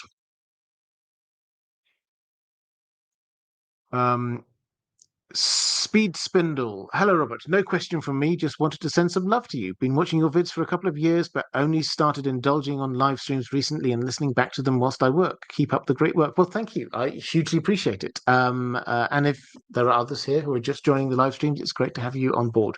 Yeah, do them every Thursday here on this channel. Or if you want to elsewhere, as I say, we're doing these on Facebook now and on X, and if you're wanting, I have to try and remember where I'm putting these things are. I'm putting the back catalogue of the main videos. I'm putting the back catalogue up at the moment onto Spotify. They're now taking video podcasts, so I'm just sort of saying my video is a video podcast and putting it up there. So it's there. It's Facebook, and also as podcast on Apple and various other places. So if you'd like to watch the videos somewhere else, feel free to go and look for me there. Yeah, it's enough of a plug on that one. But thank you very much for watching this. This channel, I'm sort of halfway through the stream. Let's digress a little bit. I always sort of start to think over Christmas time, what do we want to do? I've got a few ideas for this channel. I haven't managed to upload it yet. I talked to, you may remember from a couple of weeks ago, I was chatting to Joe Magician, who was in the chat, about recording something. We've recorded something. I just haven't had the opportunity to upload it yet. So that will be appearing on this channel maybe tomorrow, maybe Monday. I don't know, something along those lines. I'm hoping to get the short form content back out again soon as well. I really enjoyed doing that, and that will then be appearing all over the place. All of those places, plus X, plus TikTok. You can find me on TikTok. I've not uploaded anything on there for a long time, but I am on there. Yeah, subs over.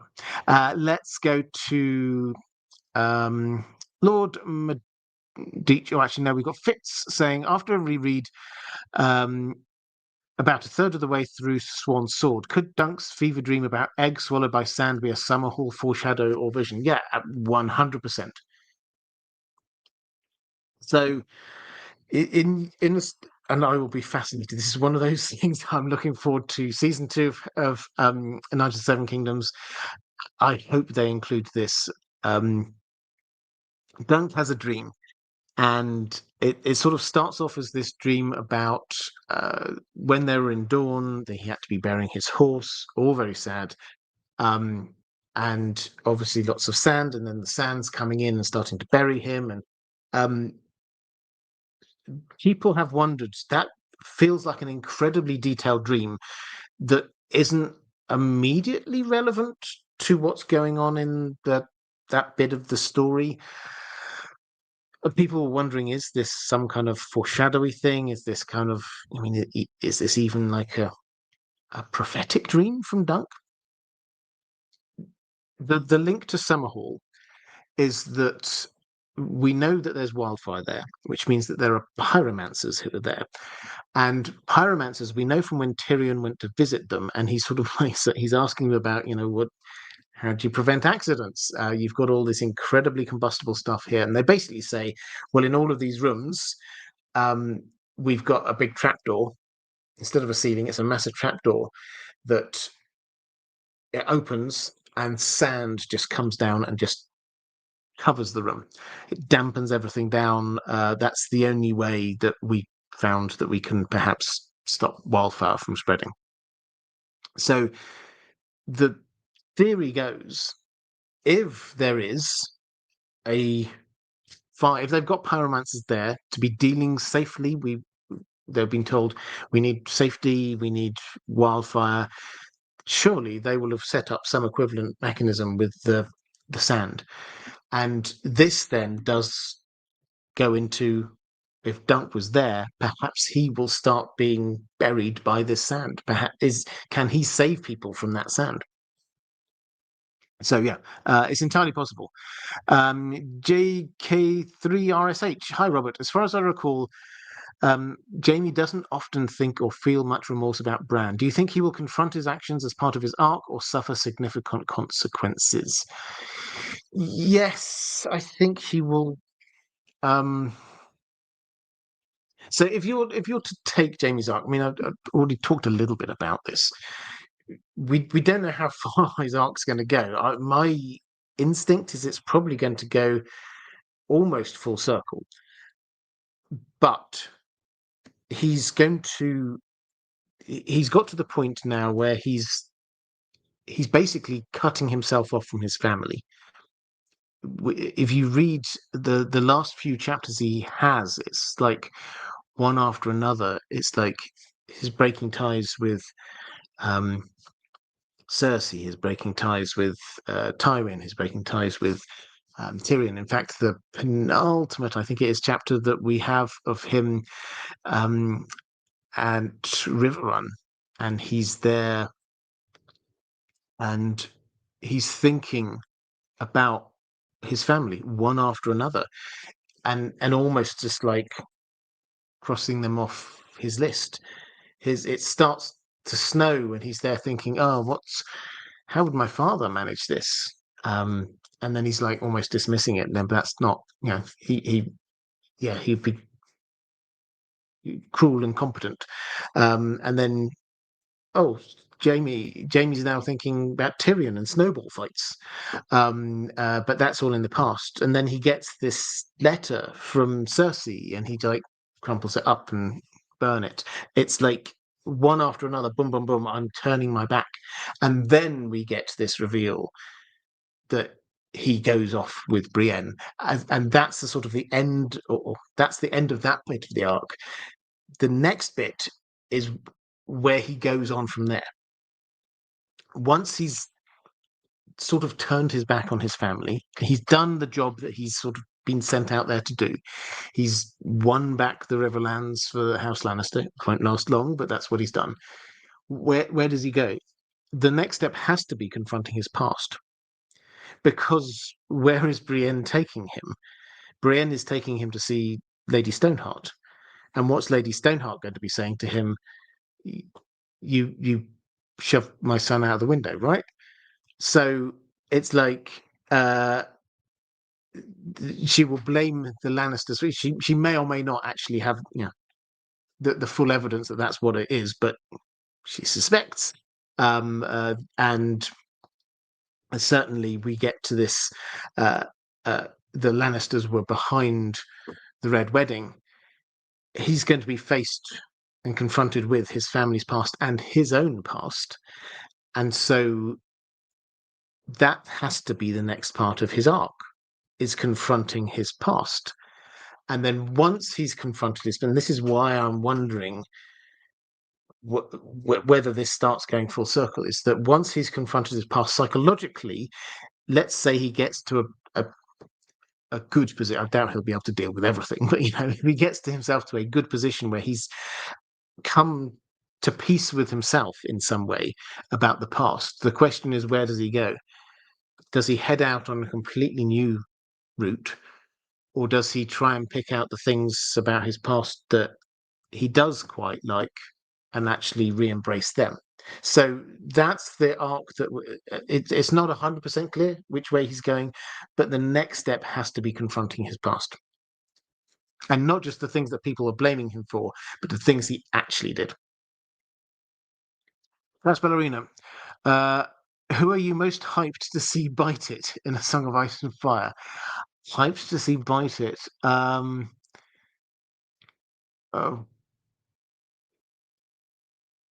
I mean,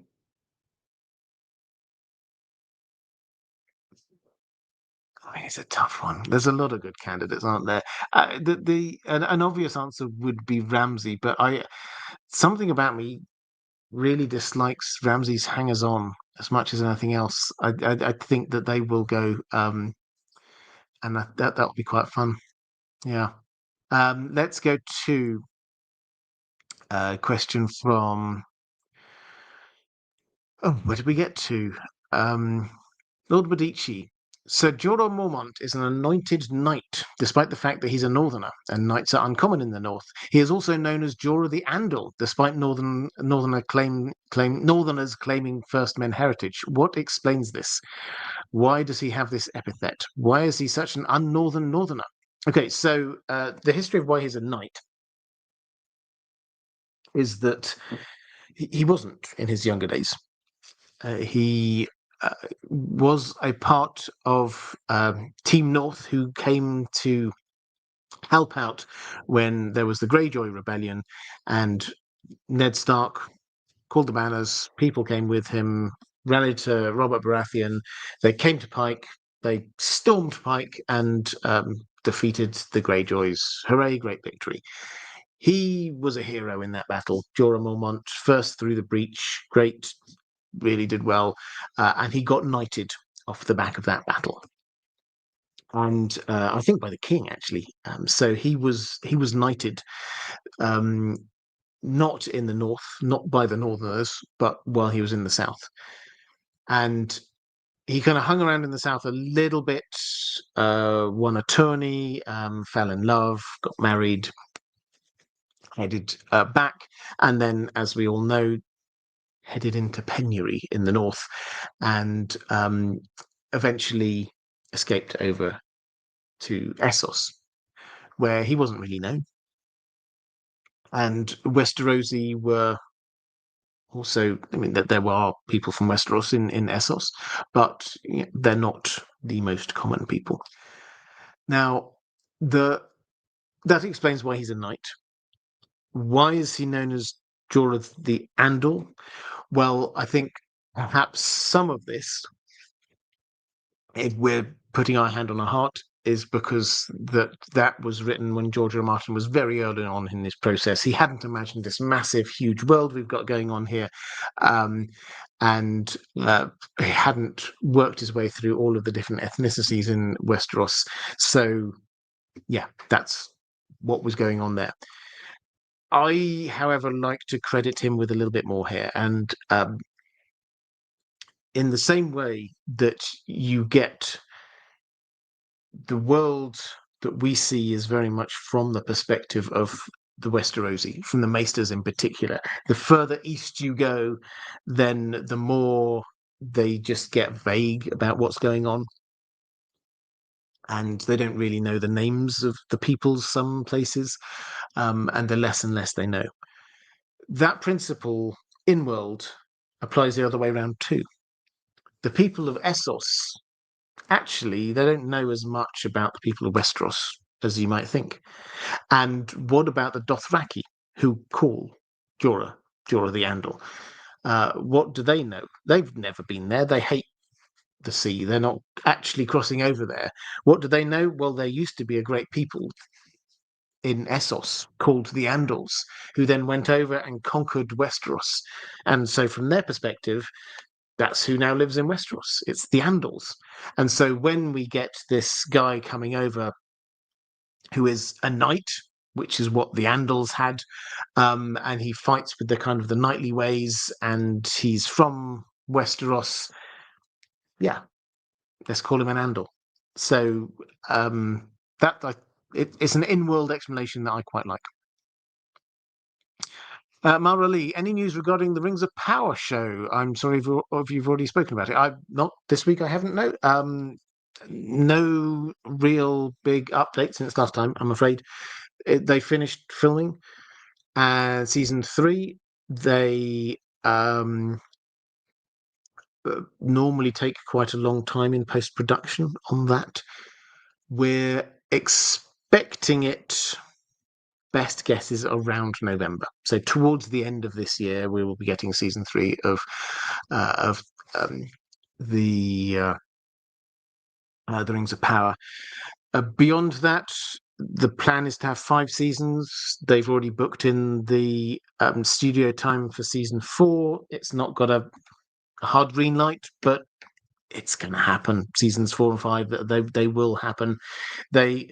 It's perhaps not the most reported news out there, but the Rings of Power season 1 is the most streamed thing ever on Amazon Prime.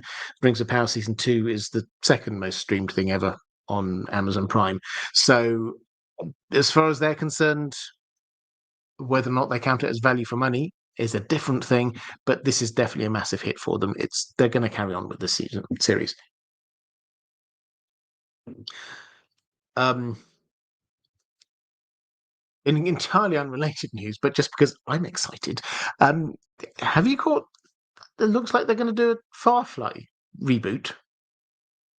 If this is news to you, it was news to me quite recently. Yeah, Firefly, the original cast. Whether we're very short on details, but Nathan Fillion was posting a load of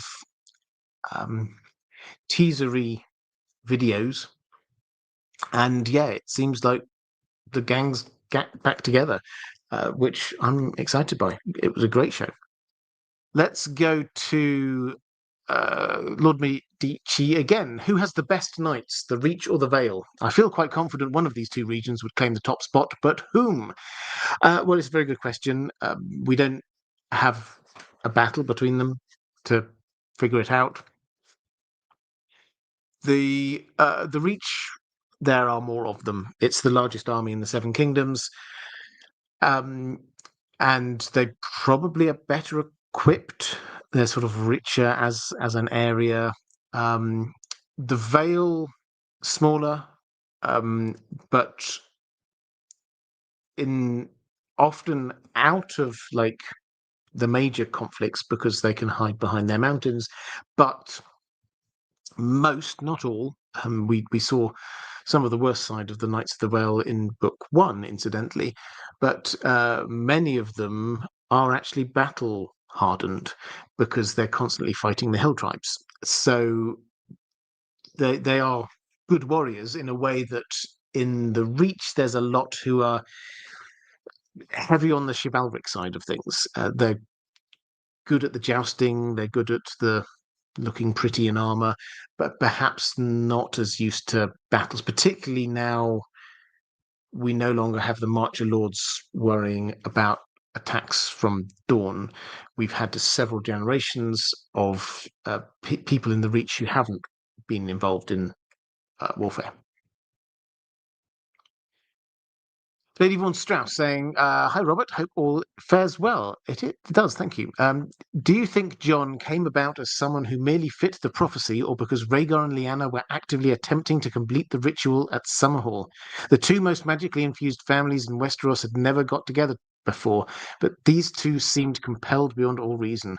What they did at the time seemed horrifyingly irresponsible on the level of Romeo and Juliet.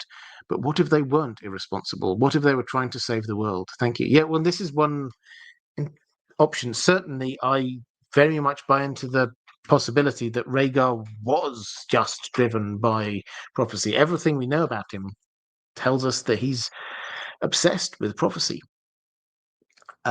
Thinking that he was the prince that was promised, then thinking his son was the prince that was promised.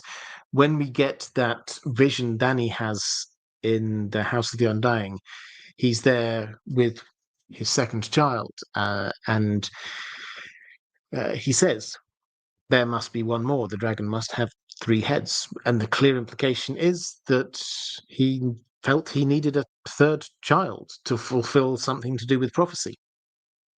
And he knew that Elia couldn't have any more children, so he had to find somebody else who he could have children with. Now, that, if you go down that route, does very strongly lead to this thought that, yeah, maybe from his perspective, he wasn't being, well, he might have thought he was being reckless, but he thought he was doing the right thing because this was necessary to save the world. Targaryens who are prophecy inclined always go a little bit up a gear when winter hits. And one can only imagine this is something that was almost unprecedented, but is hardly ever mentioned, is that in the build-up to Robert's Rebellion, after the tourney at Harrenhal, everybody thought, we're in spring now, we've had a hard winter, we're now in spring, winter hits again. If he has got this prophecy, which is anything like the original Aegon's prophecy that we are told about in House of the Dragon, where cold winds are going to come out from the north, and out of this terrible winter will emerge the others, etc., etc. That the wording's not right, but that's the feel. How do you think that he would feel if suddenly a winter that no one had expected, that seems magically in the wrong place, suddenly appears? We call it the year of the full spring. It would not have felt like that at the time. It was the year of the, whoa, another winter's just suddenly come. And this wasn't just, it's a bit cold. The rivers froze all the way down to King's Landing. They had these long icicles coming down from the Red Keep. This was tough. This was a really, really strong, bad winter that hit just at that moment. He will have thought he had to do things very, very quickly. So, yes, certainly from his perspective, Lyanna is the more mysterious here. We don't know enough about her. We don't know enough about her character to understand. Hopefully, we will learn from the stage play a lot more to understand what was going on there. But we can certainly buy from what we know about Rhaegar, about this idea that he may have wanted to rush things. As for being irresponsible and starting the war, I think we always have to remember, I think they were unlucky more than irresponsible here. And what I mean by that is that if they met up and just kind of disappeared, if, as we suspect might be the case, she'd been the ward of one of his allies, House Went, and he'd been traveling in a small group, relatively incognito, and they'd headed off to go to somewhere, and perhaps they'd headed off down into Dawn to start negotiations with the Dornish about divorcing Elia Martell to marry Lyanna. And the plan was that they would, once everything had been sorted out legally, that's the point at which they would announce what was going on. If that was the plan, yeah, you can say it sounds a little bit rash, but okay, they took precautions. The unlucky thing was that they got spotted. And almost certainly, I think, and this video will be coming back. My Robert's Rebellion playlist, by the way, now we know when the stage play is happening. The moment I've seen the stage play, the Robert's Rebellion playlist is coming back again, because we'll have so much extra information. I'll be able to update absolutely every video. But very probably at this moment in time, it seems likely that Littlefinger saw what happened and told Brandon Stark. And that was the thing that started this chain of events.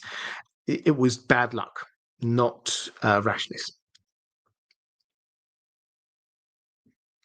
Bishop Brady saying, hello, Robert. I always wondered, do the people of Westeros, be they king, lord, or small folk, know their seasons are messed up? Or do they think that this is how it's supposed to be? I know you mentioned in the past that the original book blurb indicated that the seasons should be more regular, but don't know if this is in universe logic. Oh, sorry, in universe knowledge. Yeah, so I have quoted it before, but it's worth saying that when the very first book came out, George R. Martin thought he was writing a trilogy, a fantasy trilogy. The blurb from the first book comes out. He will almost certainly have written it. If not written it, then he will give it the thumbs up. The first line of that blurb, the first bit of information, somebody picking up this book series that they know nothing about and read, the first bit of information they get says, long ago, in a time forgotten, a preternatural event threw the seasons out of balance. That's the first bit of information that the new reader is given. And George R. Martin has said many, many times there's a magical reason for this. Everything will be explained in the last book. This is a thing. Do not forget about this. Don't just think this is a state of affairs. Now, that's obviously him talking to us, not in world. But the way that he says this is a long ago in a time forgotten. It implies to me that the vast majority of people, they just don't know. They just assume that's the way of things. They just think, because this has been the case for thousands of years, in a time forgotten, something happened. Maybe, and the preternatural event happened before the written word. So we've not got a written story about all of this. We've just got legends and things like that. I would say that probably the Children of the Forest, and by extension, maybe somebody like Bloodraven will know. Possibly there'll be some hidden lore in the Citadel or something like that. But no, they've got no idea. They think that this is just how things are. Lady Pushkins, do you think that the Whites, or even if George R. Martin introduces a Night's King in the books, that it is death that sustains them, rather like with the vampires? Also, I would like George R. Martin to surprise us with a Night's Queen rather than a king. Is it possible, do you think? Yeah, it's possible. The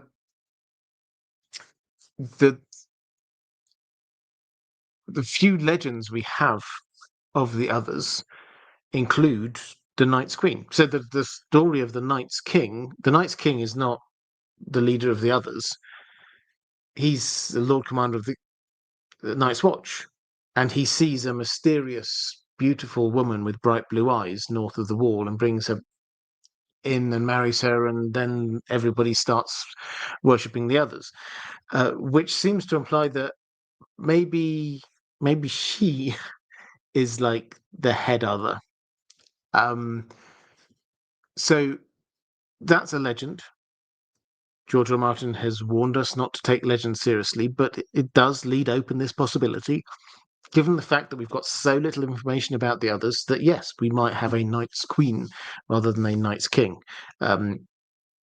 George R. Martin has said in a way that sounds clear, but the more you think about it, it becomes less clear. He says that the Night King is not a character in his book. He has the Night's King, and he prefers that version. Which doesn't really answer the question. It has to be said. But yeah, the Night King, as appeared on the TV show, we're not expecting to see in the books.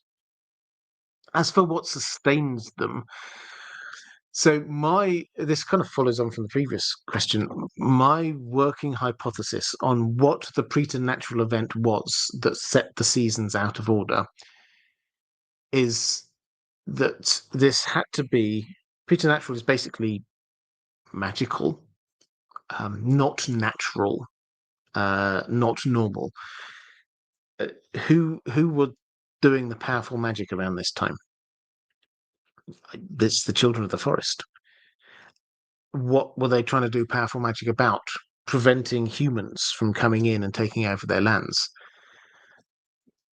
Let's say, as a hypothesis, that in roughly what happened in Game of Thrones was right, that they created the others in order to fight against the humans. It kind of fits all the facts. I won't go into all of it. But if they did that, if they created an entire new form of life in some way, might that be a powerful enough magic to set the seasons out of balance? If you're associating these beings with winter in some way, I think it probably is. If it's not that, you have to be looking around for some other thing that was so powerful, and not just so powerful, but so plot important that we're going to find out about it in the last book.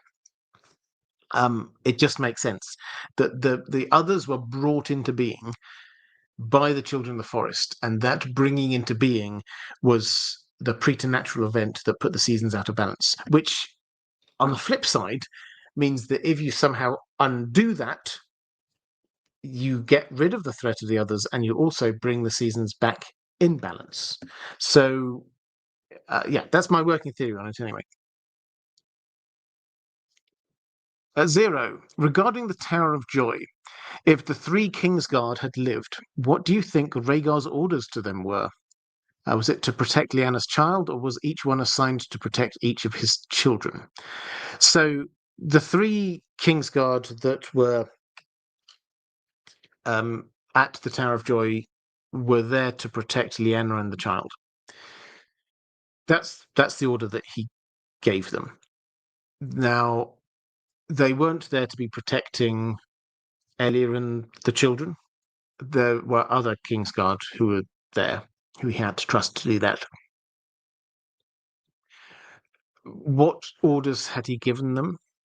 It seems very likely, given their stance at the time, and given what we know about Rhaegar's attitude when he went off to fight the Battle of the Trident, that he expected to return. He says to Jaime remembers, he says, "When I return," he says to Jaime, "things will change." So he thinks he's going to go off, win this battle, come back, and then he can take control. So that's the key point. And so what he will have ordered those three Kingsguard to do is to guard the tower and the life of this new child and Lyanna. So that was their job. I don't think that they were given detailed sort of instructions beyond that. The fact that they were still there seemed to imply that they weren't told, "Oh, and if I do die, what you're to do is whatever." I think he just told them, "Protect this against anyone who comes." And they're like, "What? Anyone?" And he says, "Yeah, we can't trust. We do not know. Anyone who is on Robert Baratheon's side could be out to kill this child." And they're like, "Okay, we obey orders." So that seems to be what it was, and that's why it's so tragic. Corvus Corax. saying, picking up on unreliable narrators has never been my strong suit outside of the unkiss. So what are the notable moments of unreliable narratives in A Song of Ice and Fire? Right, so this is an interesting one. George R. R. Martin has said on several occasions that he does use the unreliable narrator as a literary device. For those who are unaware of the unreliable narrator, it's pretty much as it sounds. If you're using a POV character, George R. R. Martin, the entire story is written from different people's points of view. The person whose point of view you're getting this from is not reliable. Now, that not reliable could be in a number of different ways. Sometimes, and you may have read books like this, there are some quite famous examples. Sometimes the person is lying to you, the reader. They're writing something and you're reading what they've written, and it turns out that what they've written actually isn't true, because they're trying to deceive the reader. Sometimes the person is just fallible and they just don't see everything that's going on. Sometimes somebody is just a little bit deluded. Sometimes they just don't know something. So there are a lot of different, or they might be hallucinating, they might be drunk, whatever. There are a lot of different possibilities for how the unreliable narrator might work. So George R. Martin says he uses it. He has, before getting to the two things he has confirmed, let's just pick off a few other examples of how this works. So Cersei, I always find a really good example of this, is Cersei is an unreliable narrator in as much as when we're seeing things from her perspective, she is convinced of stuff that we know isn't true. She's convinced that Tyrion is doing certain things that we know isn't, because we see what Tyrion's doing. We know that Tyrion doesn't have all of the best intentions towards Cersei, to put it lightly, but we also know that it's not him who's organised that thing going on over there, or it's not him who's acting behind the scenes over here. We know he's not doing those things. So Cersei is an unreliable narrator because she sees things very differently. And added to which you get like classic example when she puts on a dress and she's convinced that the seamstresses like they're trying to hurt her, they're deliberately making it too tight for her. We know, we can see she's getting a bit older, and as she's getting a bit older, she's just putting on a little bit of weight. She does not understand that. In her mind, it's somebody else trying to get her. So that's the kind of like the unreliable narrator from the perspective of this person's perspective of the world is so radically wrong in so many different ways, we couldn't actually trust any of the kind of conclusions that she's reaching. So we get that. We also get Theon as another example. Theon, clearly he's been mentally broken down by Ramsay. So whereas a lot in the chapters, the latter Theon chapters, a lot of what he sees, we as a reader can interpret a whole lot more, because part of his brain is still spotting stuff.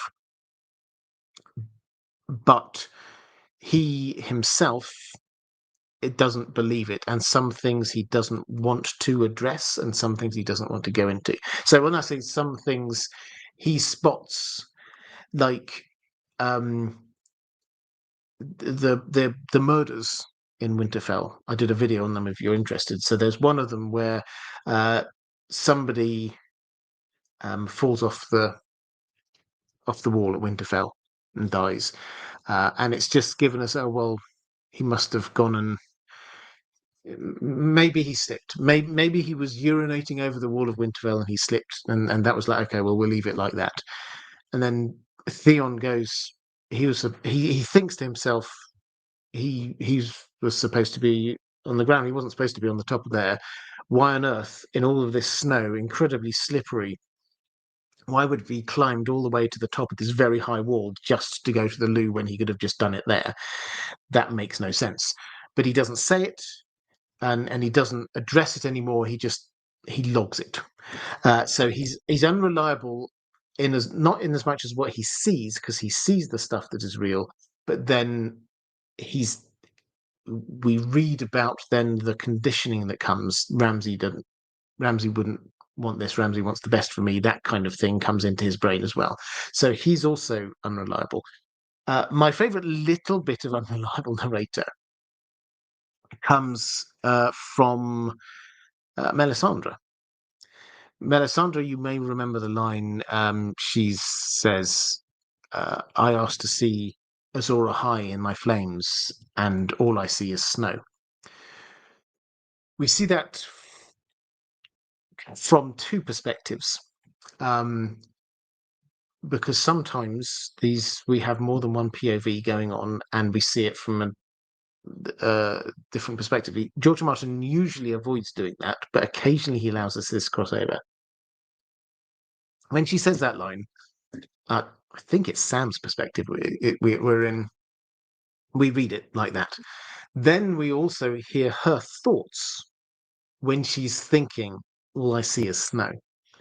And in her thoughts, the S of snow is capitalized. So we get Sam hearing snow on the ground. All I see is snow. But she's thinking Jon Snow. And that is the kind of the disconnect of the unreliable narrator. But if we get onto the two that George R. Martin has acknowledged, there's the Unkiss and there's Arya. Now, the Arya one, we get in, and this is deliberate on his part. If you remember the time when they're at the end of the crossroads, they're all coming down Book One. They're heading down from Winterfell to King's Landing, and there's that kind of altercation with Joffrey and Micah, and that really are kind of awkward. The kids moment, Nymeria was there, and in that, Sansa says that Arya threw Joffrey's sword into the river, and she calls it Lion's Tooth. And Arya says, yes, she did. She threw Lion's Paw into the river. Now, George R. Martin has said that was deliberate. And this is, and the second time, and I'll circle back to this, the second time, the Unkiss, in case you don't know the Unkiss, Sansa remembers a kiss from Sandor, from the Hound, that does not happen. We know it doesn't happen because we see that moment through her POV. So we see her experiencing that moment, and then later we see her memories of it, and her memories remember something that didn't actually happen. So these are the two things that George R. Martin picked up, and this is what he says. The Lion's Paw / Lion's Tooth business, is intentional, a small touch of the unreliable narrator. I was trying to establish that the memories of my viewpoint characters are not infallible. Sansa is simply remembering it wrong. So that actually was Sansa remembering it wrong, not Arya. Sansa is simply remembering it wrong. A very minor thing, and you're the only one to catch it to date. But it was meant to set the stage for a much more important lapse in memory, you see. You will see in A Storm of Swords and later volumes that Sansa remembers the Hound kissing her the night he came to her bedroom. But if you look at the scene, he never does. That will eventually mean something. But just now, it's a subtle touch, something most of the readers may not even pick up on. So this is to keep an eye out for the implications of this going forward. George R. Martin does this a lot. I mean, this is quite a sort of a long exposition of the unreliable narrator. He is doing some very specific things, like the Unkiss, like the snow issue, like the Lion's Paw, Lion's Tooth issue. He's doing some very specific people misremembering things or people mishearing things. But also he is giving us unreliable narrators at a bigger level, like Cersei, where we shouldn't believe her interpretation of what she sees out in the world. Okay, let's go to Zero. I'm curious about your thoughts on Euron as a political player in the Game of Thrones. Most theories focus on the magic aspect, but he seems to undermine his opposition with a callous political agenda like the Shield Islands, removing opposition by granting titles, but also admitting they will all fail to hold their positions. Yeah. So for those who don't know what that is, they capture the Shield Islands, which is the small islands off the sort of the southwest coast of Westeros, and he gives some of his captains the islands. He says, "Right, you can have these. You're now in charge of these islands," and he leaves them there to guard them. And the thinking is that the people he gave it to, they're not his natural allies. They're Ironborn who weren't really wanting to support him. They'll feel that they've been rewarded, but actually he thinks that that's not going to last long. The Red Wine Fleet, whoever, they're going to recapture those, and so I'll just they can take out a few more of my real enemies, while the people who are pretending to be my allies can lose out as well. That it's, I think, a good example of how Euron is a very canny political operator. You're right. We focus in on his magical stuff, his god delusions, things along those lines. But don't forget the entire coronation thing. That was him. He plotted and planned the whole thing. He arrived, uh, organized the assassination of his brother, um, uh, turned up at the right moment with this all the right political drama and enough bribes to get the captains on his side to take the kingship of the Iron Islands. So he could do that because he was prepared. He arrived back at just the right moment. He brought enough gold. Um, some of the other people who turned up putting their name forward, someone like Asha, yeah, she had a few people on her side, but she couldn't bribe them with everything because she'd not. If she'd had a few weeks to prepare, maybe she could have gathered a whole load of stuff together. Euron literally gets guys coming in here with chests full of gold, pending them. Gold scatters everywhere. Oh, look, there's a Valyrian steel dagger in there. Does anyone want that? That it was just he played the game to perfection. So yeah, he's a very canny political mover, as well as caring about the magical side of these things. Catherine Fursith, saying, "Hi, Robert. Of all the characters in the Song of Ice and Fire world, which one are you most curious about how that person's story ends, and which one are you most sure about us already knowing how it will end?" So most sure, just because of what George R. R. Martin said. Well, both of these are because of things George R. R. Martin said, but it is the King Bran thing. I think unless we hear anything else, that seems the most likely. The one I am now most intrigued by is actually Tyrion. We've had a lot of news over the last 2 months in the world of Ice and Fire.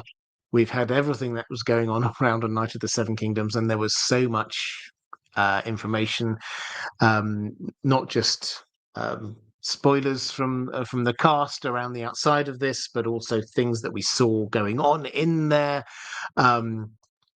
How the people and the lords were reacting to the Targaryens, about the prophecies from the fortune teller. There's so much stuff going on there that we almost skated past the huge interview that George R. R. Martin gave about a week or so before A Night of the Seven Kingdoms, that had 4 or 5 massive drops of information going on. And one of them was, well, he had 2 main characters he admits a little bit about their end fates in a way that he almost has never done before. He told us a bit about Sansa, and he said that he had thought he might be killing her, but actually now he's changed his mind, sort of based on the TV show, and maybe she'll have a happier end than that. But the Tyrion one, he said, did I note down what it was? Yeah. He said, I don't see a happy end for Tyrion. His whole arc has been tragic from the first, which it fascinates me because I don't think I had a very clear idea of exactly how Tyrion would end his story, but it did make me wonder. He was probably going to be the only main Lannister standing, I thought. He would probably therefore inherit Castle Rock. I rather latterly wondered whether he might be a good candidate for being a regent, or as on the TV show, Hand of the King. But all of those things they're quite positive. And this is George R. Martin saying he's going to have a tragic ending. That doesn't mean he's going to die necessarily, but maybe he's going to be. Um, I mean, I read many years ago a very persuasive argument that he's going to lose his tongue. If you go through the Lannisters, so Jaime's lost his right hand, Cersei is losing her beauty. Those are the things that they valued most. Tyrion, what does he value most? His ability to talk his way out of trouble.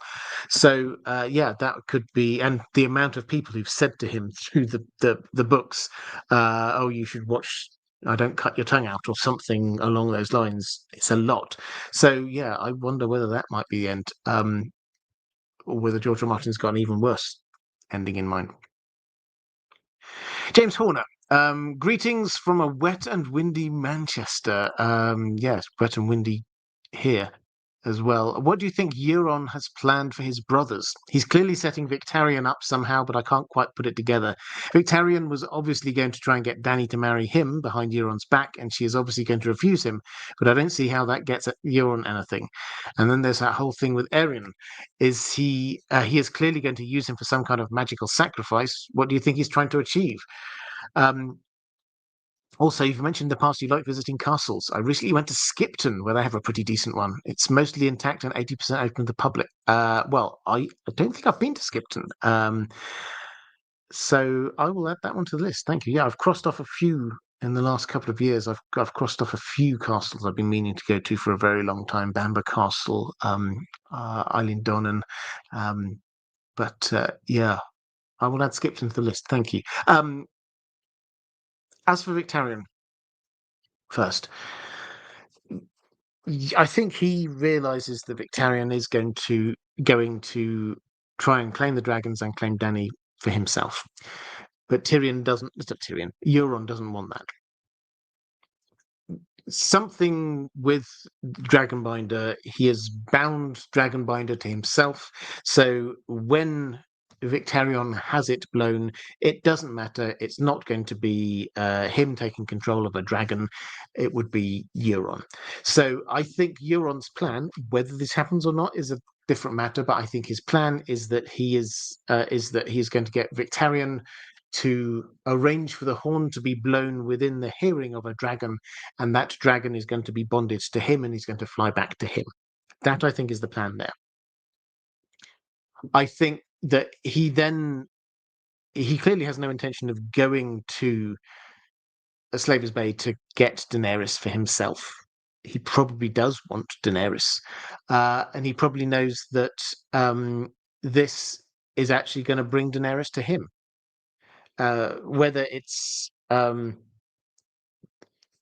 Dany just goes, one of my dragons is gone, I'm going to go and chase after it. If it's as simple as that, or whether it is Victarion saying, I've not got your dragon, Euron's got your dragon. Whatever it is, I think Euron knows that Dany's instinct will be to become to him. if he has a dragon. So I think that's the Victarion plan. I don't think he cares about what happens to Victarion. I think he probably thinks that Dany will kill Victarion, and I think he's probably right in that. As for Aeron,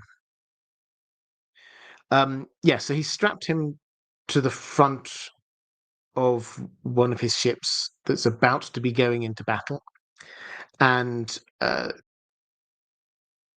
the front of other ships, he's been strapping other magic users, priests, the mother of his unborn child, so King's blood.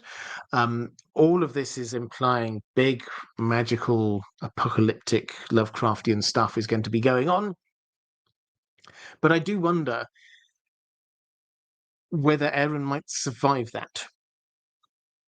And so I think he's strapped to Euron's ship. So if Euron survives, then Aeron probably will survive. And I think two things on this. The first thing is that we need George R. R. Martin's book, as we've said, it's written from points of view. If we're to get the story told in any particular area, we need a point of view character. And George R. R. Martin has said, maybe he'll change his mind, but he has said he is not adding in any new main POV characters for The Winds of Winter. Which means that if we want to know what is going to happen with Euron, we need to have Aeron alive. We can get some bits of Sam is down in Old Town at the moment. We can hear some things about what's going on through Sam, but I think I and many others would believe that Sam is very probably going to be heading back out from Old Town at some point. At some point, Cersei's going to be heading to Casterly Rock, I suspect, which probably means that we will get some more perspectives on this. But in the short term, at least, I think Aeron, we still need his POV in order to show us what's going on with Euron. So that's the first point. I think the second point is that one of then there's probably a logical fallacy name attached to this, but one of the assumptions we often subconsciously make about characters when we're trying to work out what happens to them in the future is that they stay the same. There's not going to be any big changes in character, which in the most part may well be the case. But Aeron has once already in his life had a huge shift. He was this party-going, fun-loving, Greyjoy guy before he suddenly near-death experience and converts, and then becomes this zealot of a high priest. Euron wants to be a god. And what does a god need? He needs a high priest. Is it possible that Aeron might convert, having seen what Euron does? He's seen firsthand Euron there going, if you imagine it, just if this happens, I don't know if this is going to happen, but it's possible if he's there sort of waving his arms around middle of this sea battle, summoning krakens up from the deep, and they're starting to arrive. And while all this is happening, he calls out to one side, and a dragon answers his call and comes to him. Is that not the kind of thing? If you are there, you've been sent half mad by the deprivations of the last few weeks, and been strapped to the front of this ship. Is that not the kind of thing that you might go, well, maybe this guy is right after all? Maybe he'll become his high priest. So I don't know. It's just a theory, but it's it's one I quite like. Paul Whitrock, thank you very much for the super chat. I didn't see a question attached to that one. Let's have a quick flick through.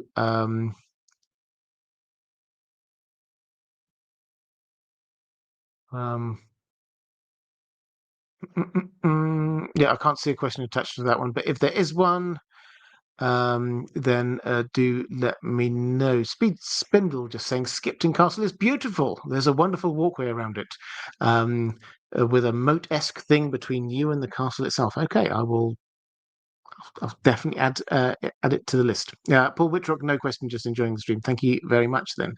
I appreciate it. Okay, let's go to where are we at? Question from Sir Steve the O. Random question. When the Mad King is released on stage, do you think there will be some form of a script or book of sorts released for the common folk of the realm who might not ever be in a country with the play? A random question, but I think it's quite an important one. The thing about a stage play, I feel very lucky. I can get to Stratford upon Avon very easily. I can get to London, where it's probably going to go next, very easily. So I appreciate that I'm in a very lucky position here. If you're in New York, or is it Sydney, where the main Australian theatre scene is, possibly, then you will also be quite lucky, because I suspect you will see it quite soon. Around much of the rest of the world, perhaps not. Will they therefore release anything more public? Now, I think there are a few possibilities here. There are two recent close equivalents to what we've got going on that I think we should probably draw attention to and see what they've done. And then there's one other thing that I think might happen, but I can't promise it, but it would be what I would do. The Stranger Things, The First Shadow. If you were a Stranger Things fan, you'll know that they did a stage play. I don't know when this was, a year, 2 years ago, something like that. They made a stage play, which was a sort of a prequel, which is very much like what we've got going on here. Now, to the best of my knowledge, I think you can find the script somewhere. I don't think they've published it, but they definitely have produced some. I think they call them teaching materials. There may well be people out there who are more au fait with this than me. If you go back a bit further, I don't know when this was, 10 years ago, I'm going to say, Harry Potter and the Cursed Child, which is a sort of a sequel to the Harry Potter series, that they did release the script for as a book. So I think it seems very likely they might wait a little bit, because I suspect that they will want to sort of keep the secrets and things like that for a little bit. But they have to realize in today's world things will get out. So it would not surprise me if there's something. So probably, but I can't guarantee it. What I would like to see happen, and I don't know whether this is just a British theatre thing, or whether this happens in other countries, but I think that this would be a big hit if they did it. What they often do with plays that go to the National Theatre, in particular in London on the South Bank, where the Royal Shakespeare Company often put plays, is that if they think they're going to be popular or worthy or something, then they will record them and they will do a live performance, effectively online somewhere. And that, I think, would be fantastic. So if and you can do this, so you can, incidentally, I have no idea why. Again, someone in the chat will be able to help me out here. If you're British, if you like the theatre, I'm sure you've watched one of them at some point. They put on some fantastic productions there that you can, National Theatre Live, I think they call it, and they often make them available sort of more broadly. But you could well imagine that they could link up with, I don't know, HBO or something, and do this as a streamed thing on HBO Max. That would be fantastic. I have no inside information. I have no idea what they would do. I suspect we will get some combination of, in the short term, possibly for the Stratford run, it will just be the stage play. In the next bit, the London run, I suspect they might then release either the script or perhaps make it available as a sort of a recorded event. And then it will go out into the wider world.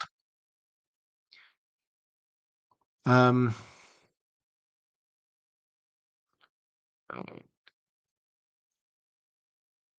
quick flick through.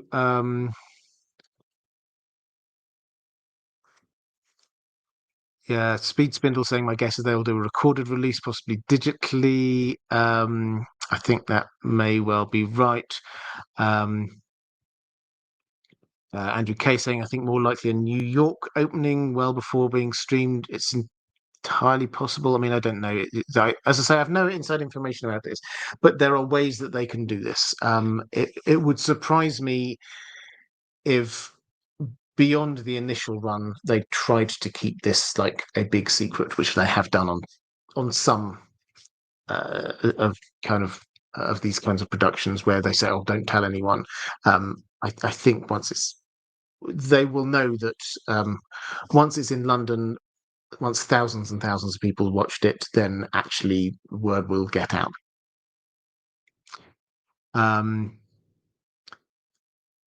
Let's go to Ranabir Mitra saying, thank you for sharing the news about the calendar for the potential July-September timeframe. Yes, so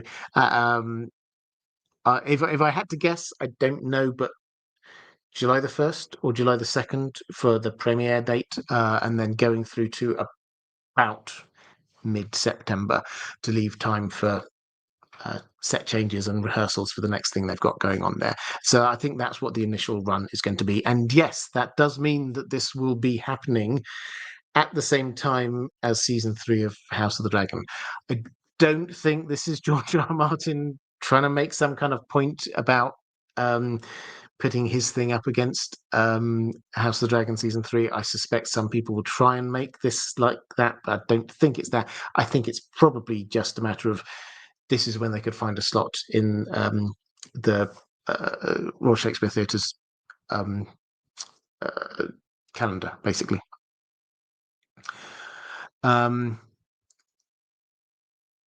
So yeah, a lot of people suggesting the National Theatre in London might well be a good home for it. I mean, I think it would work really well there. Yeah. Let's go to Ranabir Mitra. You're then wanting to ask about the pretext for the tourney of Ashford Meadow, which is the one in the Hedge Knight, Duncan Egg. In an interview with Collider, Ira Parker, the showrunner, confirmed that George R. R. Martin was involved in all versions of the draft scripts for Knight of Seven Kingdoms Season 1, which implies to me that he approved of the direction of the showing of the slow start of the Targaryen dissension among the lords and the common folk, Raymond Fossaway, Lionel, the small folk post-Aerian unhorsing, etc., etc. Parker even stated in Comic-Con that the Targaryens know of this implicitly during Daeron II's reign, so much so that they sent their princes and heir to a small tourney at Ashford. But instead, according to me, if you take note of the banners that Dunk sees at the tourney grounds, Lannisters, Tullys, Tyrells, etc., I see similarities to the tourney at Harrenhal, where there's a clear gathering of so many High Lords at one place for a random celebration of the Lowly Lords, but name day. Lady Lord's daughter's name day. So thoughts there. You carry on with some other points, but let me just quickly address this. Are there any vibes here of this being a gathering of plotters for doing some sort of coup or rebellion or something? I think the answer to this is no.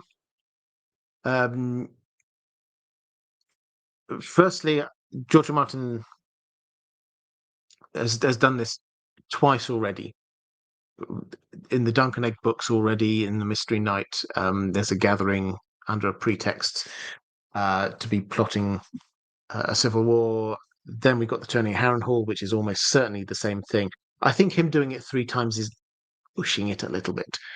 So I don't think that this is what's going on here. Secondly, yes, there were lots of Lords of the Land there, but there were a huge amount who weren't. This was by no means a full set of the most noble lords of the land. and there doesn't appear to be a particular ringleader here. So you don't we don't have uh, all of the Starks haven't come down from the north, for example. The Lannisters aren't there in force as far as we can tell. Then we don't have. I don't think we saw the Arryns there. We get Lionel Baratheon, but we think is still only heir at this moment in time. So there's a lot of people who aren't there if you are wanting to be plotting a coup. And as I say, also there doesn't seem to be a ringleader. We don't come across any plotting. We don't get any hints of that going on here. It's noticeable if you actually look on the map how close Ashford Meadow. George Martin thinks about these things. How close Ashford Meadow actually is relatively to Summerhall. So there are quite a few Targaryens around at this time, but we've basically got two groups. We've got Baelor and his son. Baelor comes across as very responsible. Clearly, his father's there, is aware of these things, and he's sending his guy out there with his son, who can put on a good face. And he probably also, then we've got the second group, which is Maekar and his sons. And it's like, well, they're close to home, send them out there as well. So that's the two different groups that we've got going on. It's not yes, it's more than you might expect for a relatively small tourney. It feels like a kind of a middling tourney, not like one of the massive ones that we hear about, like tourney at Lannisport, the Hans tourney, or the tourney at Harrenhal, anything like that. They seem like massive tourneys. It's also not a teeny tiny one. It's sort of a middling one as far as I can tell. Secondly, we've got Lionel saying that a war is coming. Were the Lords originally planning to conspire rebellion? So from a map perspective, hang on, let me do. I'm missing the point here. Could Bloodraven, that was you carrying on your original point here. Could Bloodraven from the future, walking back in time, have brought the Great Spring Sickness to curb this civil war or rebellion, which was a success and even protected Duncan Egg and Dawn, but unfortunately killed Darren the Second? The timing of this plague seems awfully convenient. So I don't get the impression. I mean, I always want to be blaming Bloodraven, obviously. I don't get the impression that there is a civil war brewing immediately at this point. What we've got is Lionel Baratheon saying there's a war coming, which he's not saying immediately. He's saying at some point there's a war coming, which it doesn't get the impression that, or it doesn't give me the impression that the other lords are out there plotting to kind of do this. So the war is not immediate in the next few months. Lionel Baratheon is talking about going back to Storm's End and kicking his heels for a bit. Or have you ever been to Tarth? We could hang out and do stuff. That's not the talk of somebody who's saying there's a war coming and we need to get ready to go now. That's somebody saying there's a war coming. Well, we'll hang around. We'll do some fun stuff, and when the war happens, then we'll start getting involved.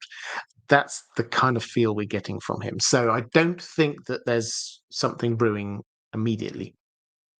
And if I were Bloodraven coming in from the future, I think I would do something slightly more targeted than just a great plague that wipes out a lot of people. So yeah, that would be my general take.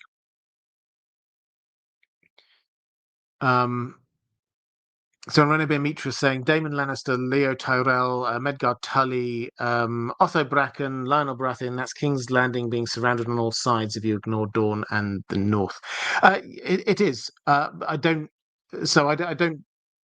dispute at all the fact that yes, there are a lot of people. The Targaryens are not popular at this moment in time. But I didn't see any sign. Maybe I missed it, but I personally didn't see any sign either in the books or even in the TV show that there were people getting together to plot this. There was just general discontent around, and yeah, that's I think where we're at.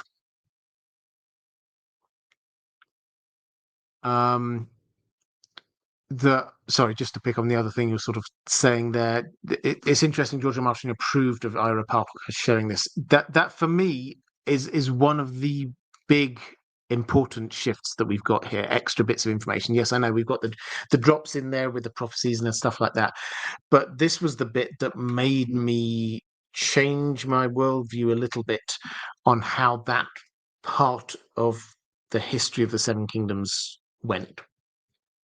This was not uh, Darren the Good ruling wisely and everybody thinking what a great guy he is. This was the people don't like the Targaryens, and this guy wasn't as bad as the last guy, but still, that we're always waiting for them to go a little bit crazy and do some bad things and plunge us into civil war. That's the kind of feel that we've got going on here. Connor Richardson, good evening, Robert and Dan. Hope you're well. Finally got around to watching A Knight of the Seven Kingdoms, having a lot of fun. Good, I'm so glad. Thinking about how Dunk in some ways parallels Brienne got me thinking about some of the older myths and legends of Westeros or Planetos, the Empire of the Dawn, Garth Greenhand, Naga, etc. How much of these are simply George R. R. Martin having fun with world building, and how much of it is him intentionally leaving little breadcrumbs of parallel foreshadowing for the main story? Yeah, so I'll answer this at a very broad level because I think that's what you're asking. Broadly, this is world building. Yes, he believes, or certainly seems to believe, that we get echoes of history going back through time. But I don't think the answer to unpicking what's going to happen in the future of this story is to work out what legends he wrote 10, 15 years ago. He's very open to say that he still hasn't decided a lot of where bits of this story are going to go. The fact that he's still thinking about what the fates of Sansa and Tyrion might be, I think tell you that the ending, although some bits of the ending are pretty fixed in his mind, the ending of some pretty significant characters is not. And if that's the case, then trying to pick through stuff, the world building stuff that he did a while ago, is we shouldn't be looking for him going, okay, I'm putting this because that means that that thing is definitely going to be happening in the story. That doesn't seem to be his writing style. Yeldenil, can you tell us what we know about Howland Reed's magical abilities? I heard you pose the theory that he had a hand in breaking down the Tower of Joy, but magic was rare and weakened due to the lack of dragons at the time. Do you think he got instructions or a power boost on the Isle of Faces? Could he have been made aware of what was to happen at the Tower of Joy beforehand? So we don't know all of the details about this, but we do have Mira and Jojen give us a little explanation, which may be poetic, but I think this is indicative of what we're looking at.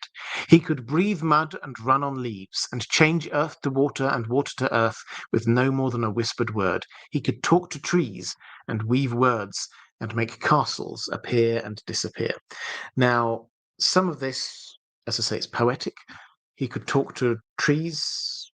That bit I think we can quite easily understand. Make castles appear and disappear possibly is referring to Deepwater Watch, which is a castle, the home of House Reed, that can shift and move places within the neck, which is why you can never send a raven there, because the raven doesn't know where it's going to.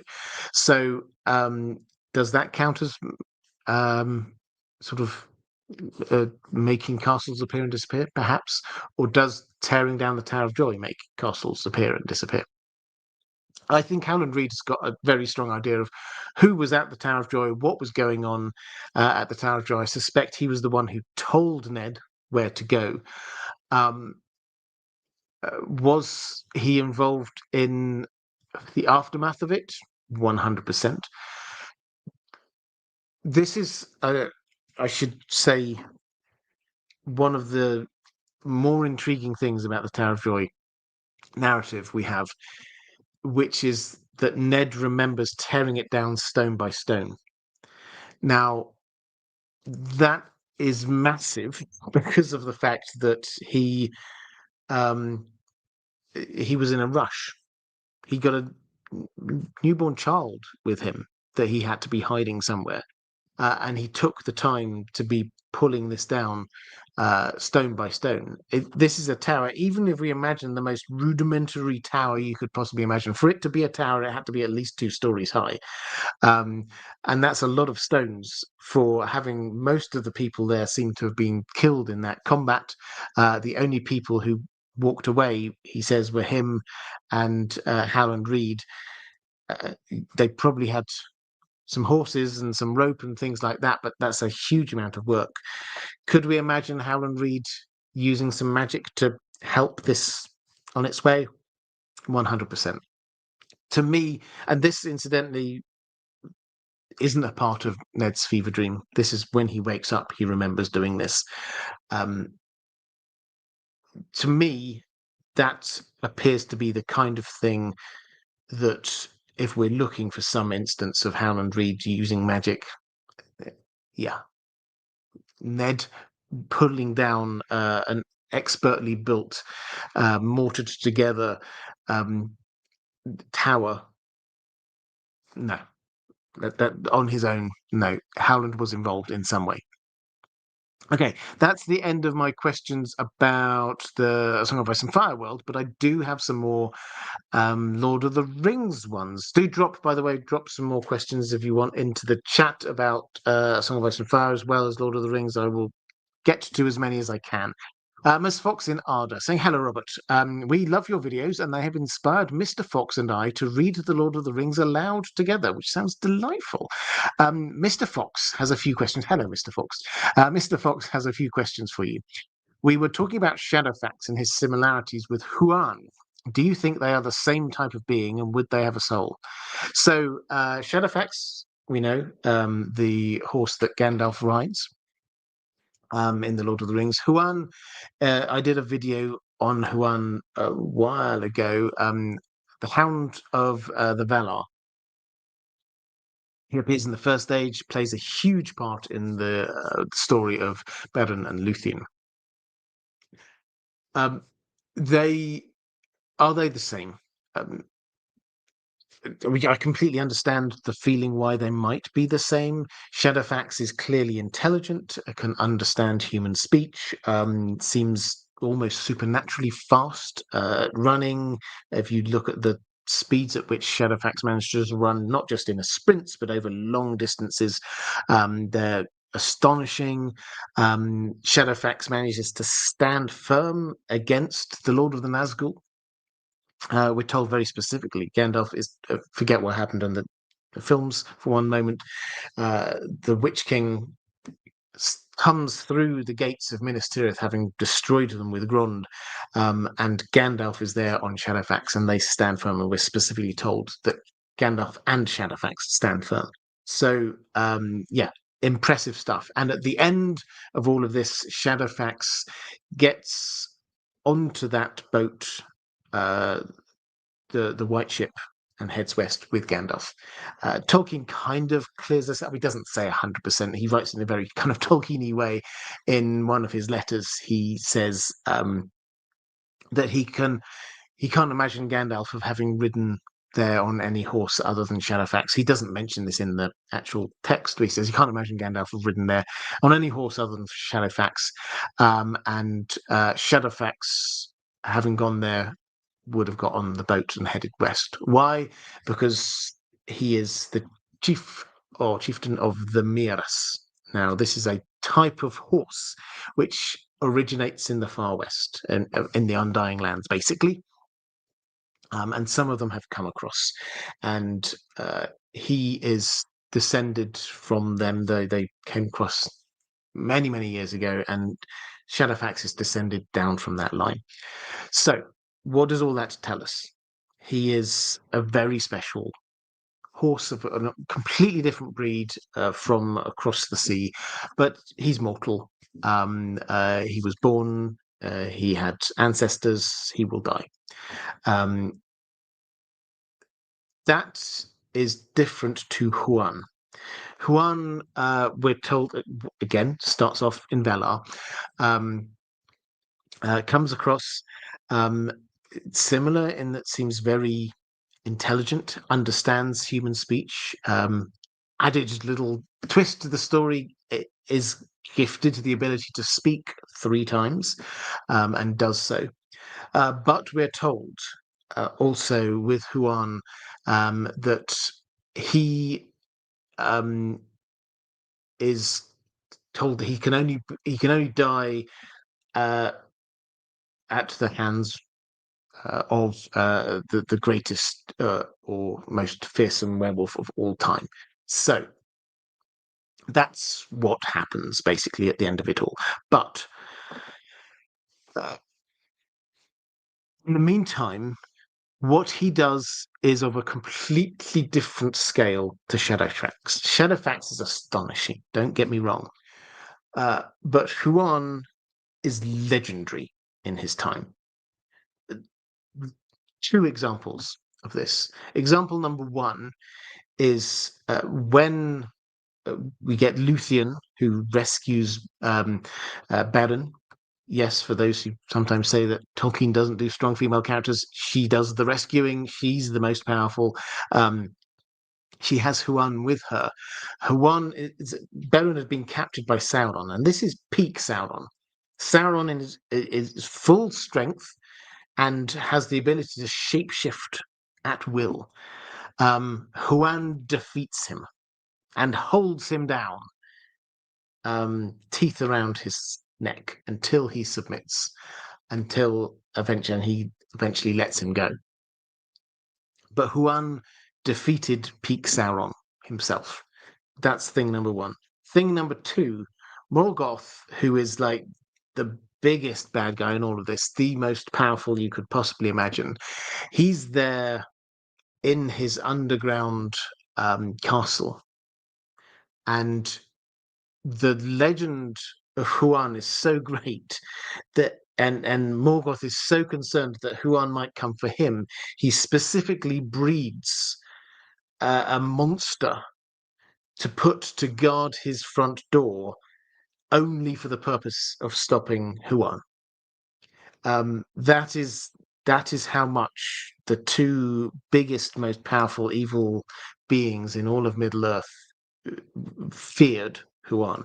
Huan, as I say, is next level. Now, what does that mean? He's a Maya. Tolkien changes his mind ish, or at least isn't very clear. But he does say in a couple of different times he does say um, about Maya can take on other forms, not just humanoid forms such as Huan. So that's what we're talking about here. They are different beings. Not taking anything away from Shadowfax, who was amazing, but Huan was Sauron level powerful. That was where we're at there. Miss Fox in Arda also saying a speculative question: do you think another Balrog took Gothmog's place as the Lord of Balrogs after his fall? So this is back in the First Age. We often think of the Balrog, but there were more Balrogs back in the day. This is another thing Tolkien changed his mind on, evolved his mind, his thinking on this. When he first started writing this, there were hundreds of Balrogs. By the time he ended, then he was thinking, well, maybe 3. He At some point he thought, but 7, and the power of the Balrogs increased until they were Maiar as well. But we are given the name of one Balrog in the First Age, who's the Lord of the Balrogs, who is Gothmog, who dies in the Fall of Gondolin. So he's killed their Ecthelion, as impressive, if not more impressive, than Glorfindel. Slays him. Is he replaced as Lord of the Balrogs? Perhaps as a sort of a job title. I would say we don't know. It's all a bit quiet after that. How does Morgoth sort of have his chain of command? We're not actually told. That's not the most, pardon me, not the most important thing going on there. But he's a Maya. So yes, he's been killed, but he's not dead. His spirit is still lingering. So I suspect his title, as in the um, his role and place, is probably still there. It's just that he's not. If that kind of makes sense. Final question, silly, we know, but if you were to take over Middle-earth as a Dark Lord, who would be your top 3 lieutenants or henchmen from the Legendarium? Well, I mean, this is one for the chat. I will happily throw this one to the chat. I would put out there that if I were to be a Dark Lord, I would not just pick the most powerful people to be my henchmen, because a lot of them would have pretensions to try and take my place. So I would go for a combination of the most powerful with the most loyal. So the Witch King, assuming he would be loyal to me. Shelob would not be loyal to me, but Shelob has got very um, uh, small ideas of what she wants out of life. If you make sure that she's got a steady supply of orcs and elves and whatever to be eating, she's absolutely fine. But is very powerful. And then, I don't know, let's have a blue wizard as well. James Perkins saying, hello, Robert. A question from my wife this time. Oh, hello, Mrs. Perkins. She is rereading The Hobbit and has got to the point of the story where Bilbo is fighting the spiders in Mirkwood, notably while he is wearing the ring. During that section, it describes how the spiders saw the sword and feared it, which is interesting because by all accounts, Bilbo and the sword should be invisible. My quick thought was that because the spiders are spawn of Ungoliant, they can see the unseen world like Elrond or Gandalf, but that doesn't make sense because they've never personally gazed upon the light of the 2 trees. So what is going on here? How can the spiders see the sword? Well, even while Bilbo is veiled by the one ring. Well, let's do the quote first, and then we'll try and work through what this might be. So you'll remember the scene-ish. They're in Mirkwood. The dwarves have all been captured and trussed up by the spiders, and Bilbo's there. He's got his ring on, and he's rescuing them, and he's cutting through the spider webs. The spiders saw the sword, we read, though I don't suppose they knew what it was. And at once the whole lot of them came hurrying after the hobbit along the ground and the branches, hairy legs waving, nippers and spinners snapping, eyes popping, full of froth and rage. They followed him into the forest until Bilbo had gone as far as he dared. Then, quieter than a mouse, he stole back. So that's what we read. What are we to make of it? Well, I think the answer, as several people will give, which may well have an element of truth to it, is that this was written before Tolkien had worked his way through to understand that this is the One Ring. And therefore, he didn't know all of the powers of this One Ring, of this ring that Bilbo had, and so maybe he thought it didn't work over an elvish sword or something like that. And when he was going back and sort of retconning bits of The Hobbit, which he did do, he just didn't cover this one. So that's possible. But I think we can come up with a better in-world answer than that. Now, the starting point here, I think, is that in world, the person who wrote this and the only witness to these events is Bilbo. So this is Bilbo telling the story. And Bilbo had no idea what they could and couldn't actually see. He could just see the results. So he was cutting through these the spider webs, and he saw them reacting to that. And then he was sort of making his way off, desperately trying to distract them before sneaking back. So that's what's going on. And what actually they're seeing is not the sword itself, but the impact of the sword, the cutting of the spider webs, and perhaps even we know what Sting is like. Perhaps even if there are orcs nearby, perhaps they caught an orc. Who knows that? And trussed him up. Maybe it was glowing a little bit. It's entirely possible. We do get that interesting line. The spiders saw the sword, though I don't suppose they knew what it was. You could interpret that in a number of different ways. Was he just thinking they probably didn't know this was a magical elf sword? Or you could say that they didn't know it was actually a sword. All they saw was the impact of what it was doing. So I think if we take this as this is Bilbo writing what happened, and being open that he doesn't know what exactly they understood about what was going on, then I think it makes sense. Richard Hosford saying, I have a Lord of the Rings question. Tolkien states that after the War of the Ring, Celeborn led a host of elves from Lorien to take Dol Guldur, and, quote, Galadriel threw down its walls and laid bare its pits, and the forest was cleansed.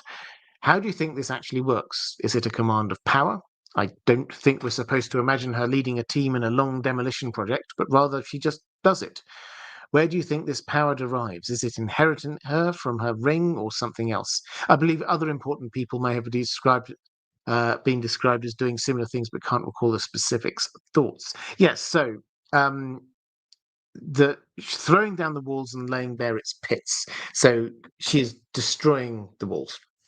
Does the power come from her ring? No. The power of her ring by this point has been destroyed, because the One Ring has been destroyed, and the power, and she does, if you look in the main text, when she's talking to Frodo, she's very clear about this, is that, you're coming to us is like the footsteps of doom. If you succeed, then the power of the ring is going to go, and I won't be able to keep Lothlorien going. So this is her power. Now, the usual bit of hand-wavy stuff we have to do is Tolkien does not, even compared to George R. R. Martin, he does not go into details of magic, or power, or how any of this operates. But if Galadriel, who is the most powerful elf currently in Middle-earth, if she has the ability to be raising magical defenses against something, she can definitely have the ability to be breaking down magical defenses. And so I personally have no problem with this idea that she tore down the walls. One of the things to say about Dol Guldur is that area used to be an elvish stronghold or an elvish settlement in some way. So she may well know it. And so she may well be able to just get away in some kind of, again, magical Tolkien-y way, restore things to how they were before. So I personally have no problem with this idea that she has the power to do this. As for the forest was cleansed, I don't think, you could read their sentence in a couple of different ways. I don't think it necessarily follows that there's a causal link between the breaking down of Dol Guldur and the forest being cleansed by that same act. I think the cleansing of the forest comes from the army went through and cleared it. That wasn't necessarily her just sort of doing that in person, just sort of flicking her fingers and then suddenly, oh, it's all nice again. I think they just literally, and we do also read in that little section that Celeborn marched his troops up to meet the troops in the north, from northern Mirkwood, Thranduil. Elsbeta M. This is my last question from my patrons. Drop any more questions you have now into the chat. it seems like whenever Tolkien wanted to remove something from the world, he had it fall into the water. Maglor throws himself and the Silmaril into the sea. Two of the Palantiri sink in the Ice Bay with Arvedui. One of the Palantiri falls into the Anduin and is lost. All of Numenor sank beneath the sea, and nothing was recovered. The exception to this is the One Ring, and even it was lost for almost 2005 years. Why do you think the water swallows up things forever, and how was the ring able to escape? Okay, so I think there's a few elements to this. It's obviously not the only place that things go to disappear. Another Silmaril goes into the earth, into the fires of the earth. Another Silmaril goes into the sky. So this is not the only place, but it is a logical place. Sort of beyond that, or underneath that, is the fact that water, and Tolkien does talk about this, water is kind of holy in his world. And when I say holy, I don't just mean it's like holy, everything's holy water, but there's an element to particularly running water and fresh water that is clean and pure in his world. Not just symbolically, but the way that Tolkien writes is that this is actually a part of creation, a part of this world, which is why we get things like the Black Riders struggling to cross water, because this is good and pure, and they're not. And of course, Ulmo, who is the Valar who never abandoned the children of Iluvatar. That's his domain, the ocean as well. So there's a lot of elements here going on about water, and I think I've said this on a previous stream, but if you ever want a shortcut to what does Tolkien want us to feel about this area, look at what's going on with water. If water is free flowing, like in Lothlorien, where there's a stream that runs from the center of Lothlorien out, life-giving river. If you're in the Shire, then there's the Brandywine River flowing happily. You get um, ponds and nice things, watery going on there. You get water, obviously, just outside Rivendell as well, washes away the Black Riders again. If you get fresh, clean, running water, this is a good place in some way. If you get stagnant water, if you get dammed up water, if you get no water, it's a bad place. Stagnant water, which had been dammed up outside Moria, there's something bad and sinister going on there. What does Saruman do? He dams up the river. What's going on in the dead marshes? Stagnant water. So this is the kind of the feel that we've got going on here with Tolkien.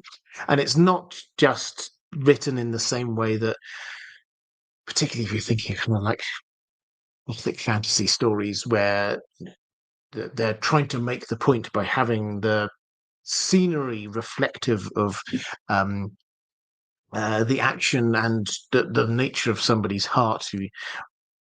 Wuthering Heights is a great example, as it's sort of in people's minds at the moment with these, in the moors and the windy moors and things like that. So think of Frankenstein, and where do they end up? Right in the frozen north. That these are symbolic uses of landscapes.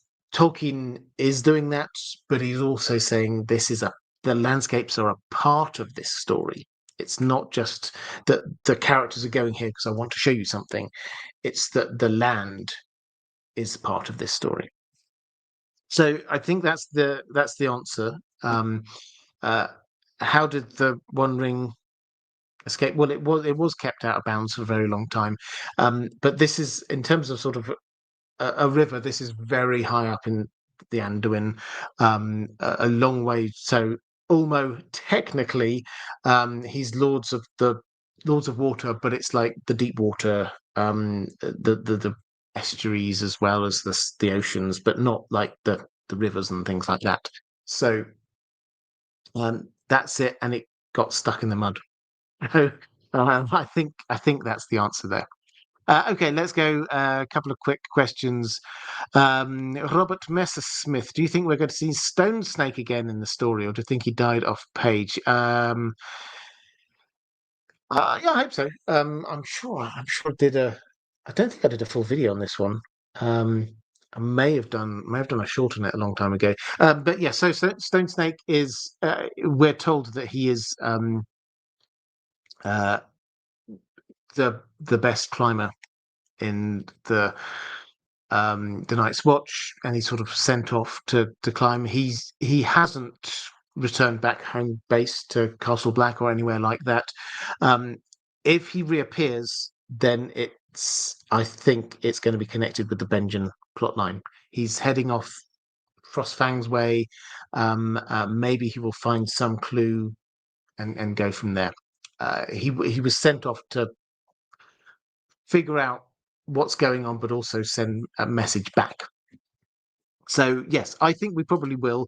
We've had him bigged up as being very impressive, so we're not going to have his fate just kind of left out there somewhere.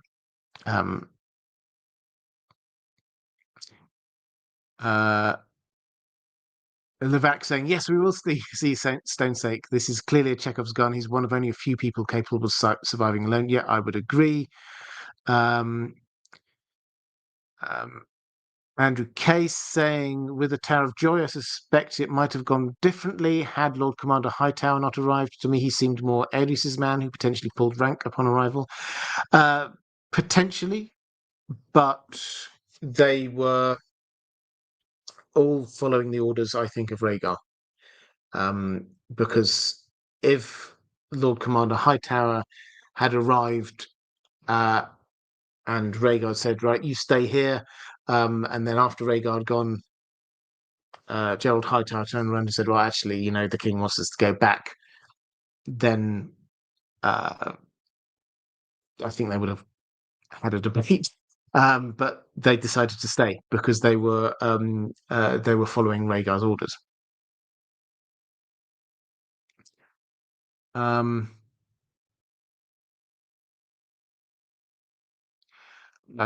Rana Demetrius saying, reposting so I can see it. Thoughts on the Fellowship of Fans scoop on the Dark Wizard being Palando, the Blue Wizard, and BAFTA winner Robert Arameo having a double role in season 3. Well, Fellowship of Fans is the place for scoops on the Rings of Power. But thoughts on Palando, the Dark Wizard being Palando, the Blue Wizard. I mean, from a Tolkien purist perspective, I don't particularly like it. From a storytelling perspective, I don't. They put so much effort on this being someone who's like Saruman. Him having the same, looking the same, and having the same speech patterns and things like that. Yeah, I can't pretend to be a fan of that. Robert Arameo having a double role in season 3. I mean, the thing with Elrond, obviously, he has got a twin brother, or did have a twin brother who, at the time of the Rings of Power, although they kind of squashed timelines, but his twin brother had died a long time ago. So maybe a flashback. I could imagine that's the only thing they're doing there. I'm all right with that. I'd be very happy with that.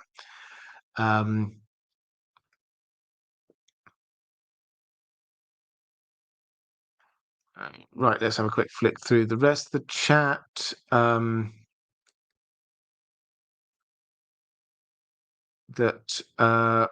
Ordinary You Archer saying, chat chimed in, but I'd like your take. I haven't read the book, so this is tinfoil hat theory for me, but how likely is it that Jaime and Cersei are not Tywins?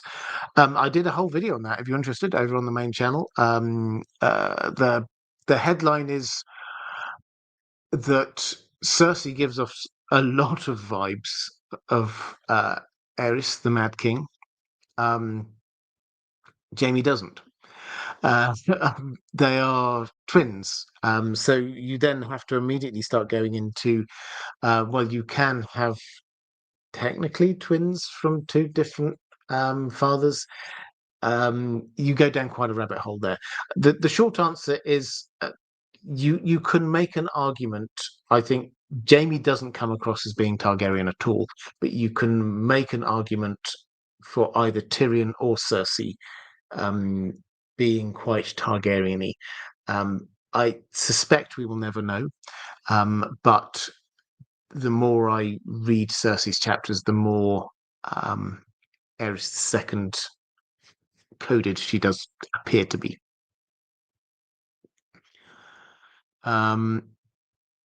Right. Maura Lee, will they show the forging of the One Ring in season 3? I wonder. I think they will. And Ranabir Mitra saying, excited to see something on the War of Elves and Sauron and the propagation of the rings. Charlie Vickers is a really good Sauron, in my opinion. Yeah, I've got no problem at all. I think Charlie Vickers has done a very good job. I think the Anatar thing worked really well, actually, in season 2. I loved the vibes that they had going on between Anatar and Celebrimbor, which it was different to the books. And this is one of the things that I would point to, is that I don't want to appear as a book purist in as much as I love the stories, but if you're going to make a change, make it a good change. And that the way that they presented that, I thought that worked really well, not in terms of the sort of the timescales or anything like that, but in terms of the dynamic between those two characters, I thought worked very well indeed. Okay, let's I think with that we'll start drawing this one to a close. So because we've gone nearly 3.5 hours. Okay, what do I have to quick thank yous, moderators. You've not had enough love. People, can you please give the moderators a little bit more love? They've done a fantastic job for a very long time today, so thank you so much. Patrons, I hugely appreciate your support. Thank you so much. If you do want to support the channel, that's the best way to do so. Keep an eye out for more videos on the main channel. I've got the Joe Magician conversation coming up on this channel at some point soon. This video, the audio from this video, and from a variety of other things, is going up onto In Deep Sleep, which is the sleep channel, reframing these things as a way for people to go to sleep to. People go to sleep to these anyway, but over there on that channel, we try and frame it for right. I have a video 8 hours long, no adverts in the middle, absolutely clear for you just to switch it on, listen to me chattering away about Tolkien and A Song of Ice and Fire, and you can drift off to sleep. So that's the plan there. And with that, let's point at some bits of the screen. Here will be a link to some other live streams. If you would like to watch them, here is a link to my Patreon page, if you would like to support the channel, in which case, thank you very much. I will be back next time we'll get back into the deep dives, I think, next time, and start a new series of deep dives. Let me know down in the comments if you've got any thoughts on what we should do. But we'll go and do that, and I will see you same time next week.